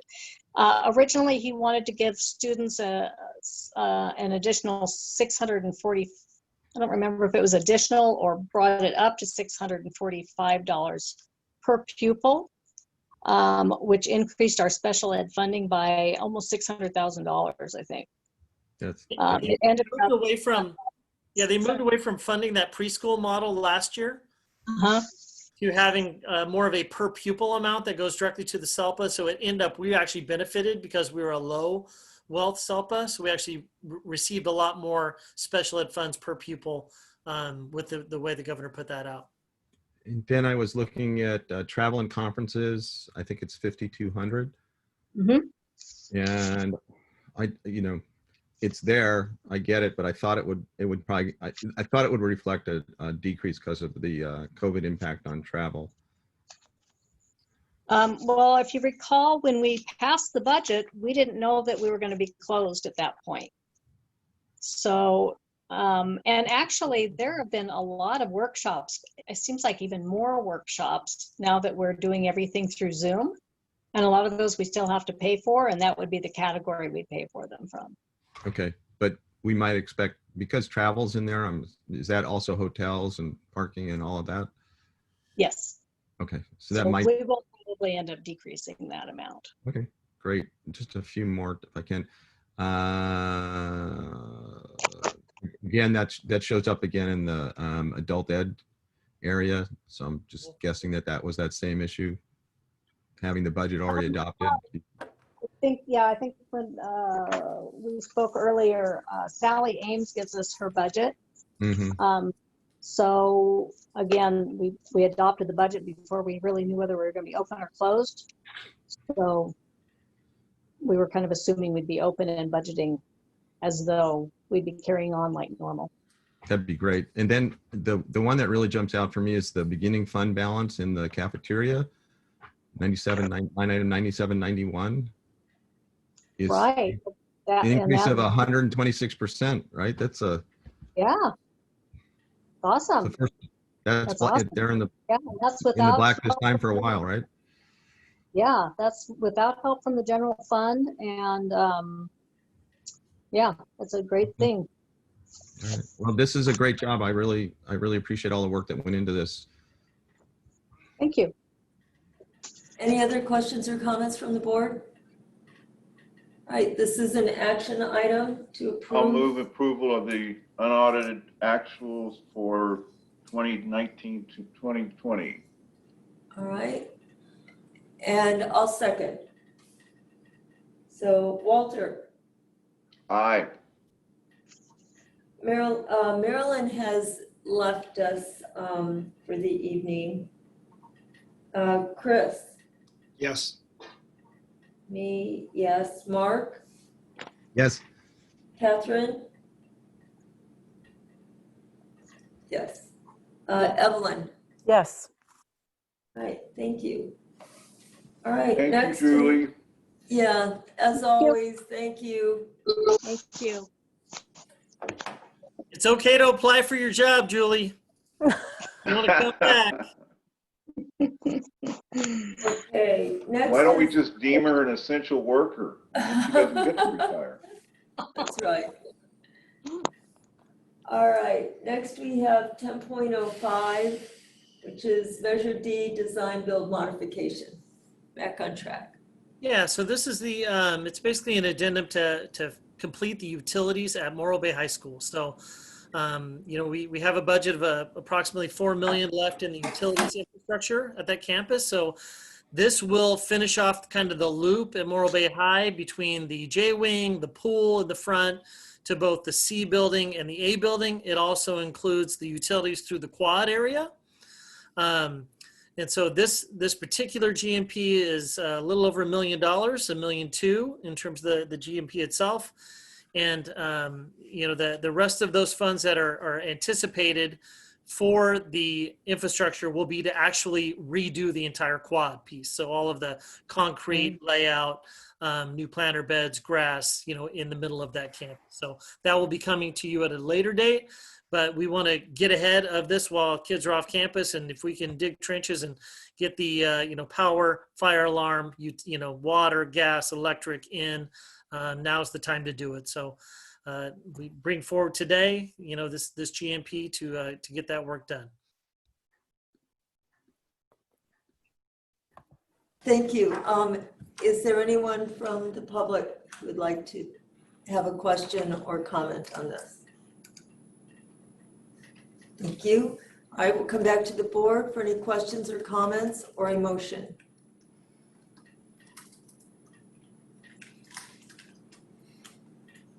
Anyone? Move approval of item 10.05, design build modification number 6, setting the GMP for Morro Bay High School infrastructure phase 2. All right. Mark seconds. So we have a motion by Chris, a second by Mark. Chris? Yes. Mark? Yes. Catherine? Yes. Evelyn? Yes. Walter? Yes. And me, yes. So this motion carries 6 with 1 absent. 6 ayes, 1 absent. And I should always include the fact that Mr. Holcomb's been part of that dialogue conversation with the GMP, you know, looking at the numbers, going through this with both ACME and our team. Thank you. And thank you, Ron, as always. Thanks. All right. Next is 10.06, approval of nomination for County Committee for School District Organization District 3. A very heavy responsibility for somebody to take on their shoulders. Yeah, this is one of those committees that you reach out to people and ask if they're interested. They ask what's the commitment, and the commitment's usually 2 to 3 meetings a year, and so it's easy to get lost in the distance between the meetings.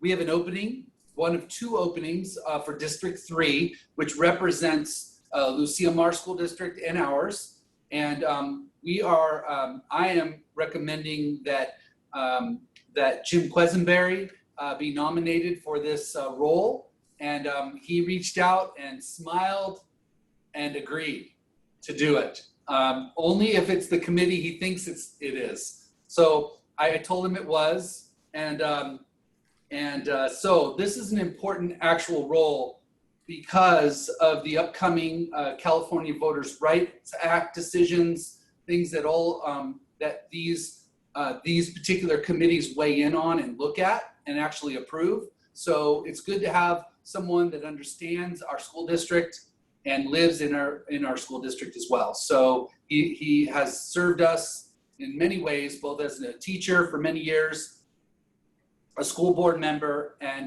now he's on our education foundation, as well as contributing to the College Bound Today now. So he's very active. He's a great man, and I hope that you will nominate Jim Quisenberry for this term for District 3 on this committee. Well, I will move to nominate Mr. Quisenberry for this, to serve on this committee for us, and make a motion to that effect that he do so. I will second that. And Catherine seconds. Okay, thank you, Catherine. All right, Mark, Yes. Catherine, Yes. Evelyn, Yes. Walter, Happily vote yes. Chris. Absolutely. It's very enthusiastic. All right, so we have 6 ayes and 1 absence on that. All right, next is our action consent agenda. Please let me know if you'd like any of these items pulled. 11.1, approval of furniture and equipment request. 11.02, approval of certificated and classified personnel items. 11.03, renew legal services contract with Dennis Walliver Kelly. 11.04, Measure D, approve notice of completions, 3 of them. Nothing was. 11.01 through 11.04. Thank you. And I'll second the show on the road here. Walter, Yes. Chris, Yes. me, yes. Mark, Yes. Catherine, Yes. Evelyn. Yes. All right. Anything for advance agenda? Walt, I don't know that it needs to be an agenda item, but I wonder if there's support on the board for a little more clarity on district liability and the coronavirus impact and where governmental immunity fits into that. I don't know whether we can do it in a Friday update or, but I'm just kind of curious because we've heard a lot of discussion about, waivers and liability, and I'm not sure that I understand the big picture. So if there's any support for that. it's a big issue. Dr. Prater, how would you recommend handling that? Well, we already have a running start. Mike Smith has already developed a pretty strong profile of liability. And what's missing now is the last maybe 2 months, maybe 6 weeks worth of information. And it very well may be worthy of our time and his time to bring it up to date. So he spoke to all of us as liability would impact us over the summer when we were deciding whether we were going to reopen.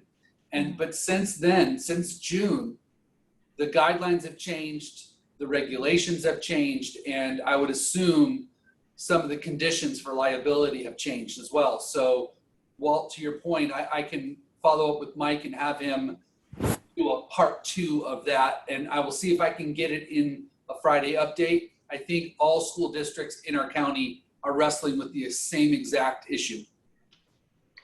Thank you. That'd be great, Eric. Okay. And I'll add that I know the County Office of Education is putting together a professional development opportunity for all trustees throughout the county, and that it will be all legal, because that has been an expressed concern throughout the county. And I'll let you know what that date is as soon as I know what it is. Okay. Anything else? Then we're on to board reports. Anyone have anything? All right.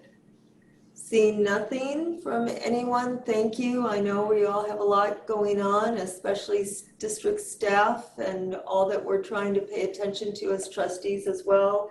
So thank you, everyone. Thank you, IT Day. Jeremy across the table here. Mandy in the background. We had Maria, our translator tonight. We had Nancy Bray, Jessica. There's a lot going on behind the scenes, and I want to express my appreciation to everyone who makes this happen. And So thank you to you. Thank you to you, Ellen. Well, Oh, yeah. we'll see you next time. Thanks so I'll much. second that. Thanks to you, Alan. Thanks. You bet. Good night. Good night.